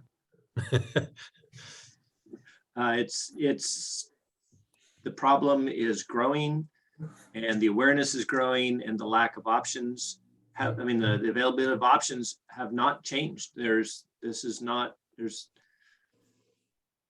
no easy solutions out there. And I love the idea that Mike's talking about from a creativity approach. How can you engage?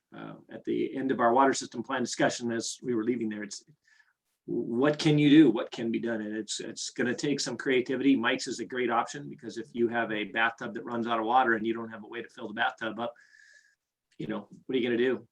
You've got to go get it from someplace. Can you drill deeper? There's a 6-month to 1-year wait for well drillers right now. So you may be able to drill deeper, but it's not going to help you in a 12-month period. And I think I'll give you one takeaway, aside from any other questions you have. I can give you one example of a utility that has 1,000 customers, combination of residential and commercial. And for the first time in their history, everybody lost their minds during the first heat wave bubble. And there was plenty of water in the ground, but they can only withdraw the water at a certain pace, given their water rights. And for some reason, people drew 30% more water during that week than they ever had. And it put them in crisis management to execute a pre-designed plan not intended for this, for some other kind of emergency.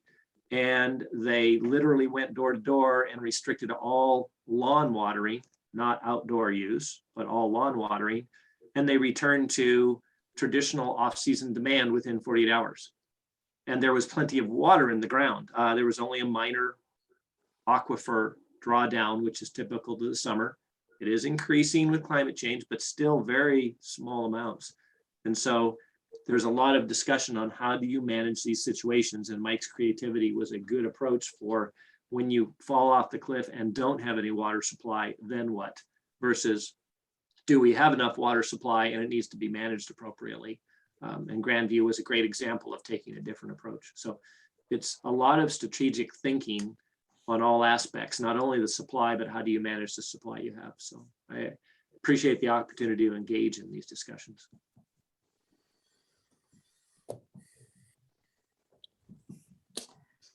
Thank you. If no further commissioner comments, we'll move on to public comment. Ann?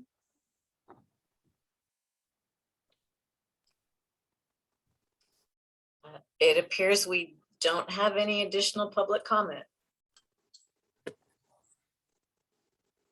Okay, well then we can close the public comment. It's been a great meeting. Thank you all. And our next meeting is in 2 weeks on the 24th. Let's knock on wood, hope for more rain between now and then. And thank you all for coming. And we'll call the meeting to a close. Goodbye. Thank you. Thank you.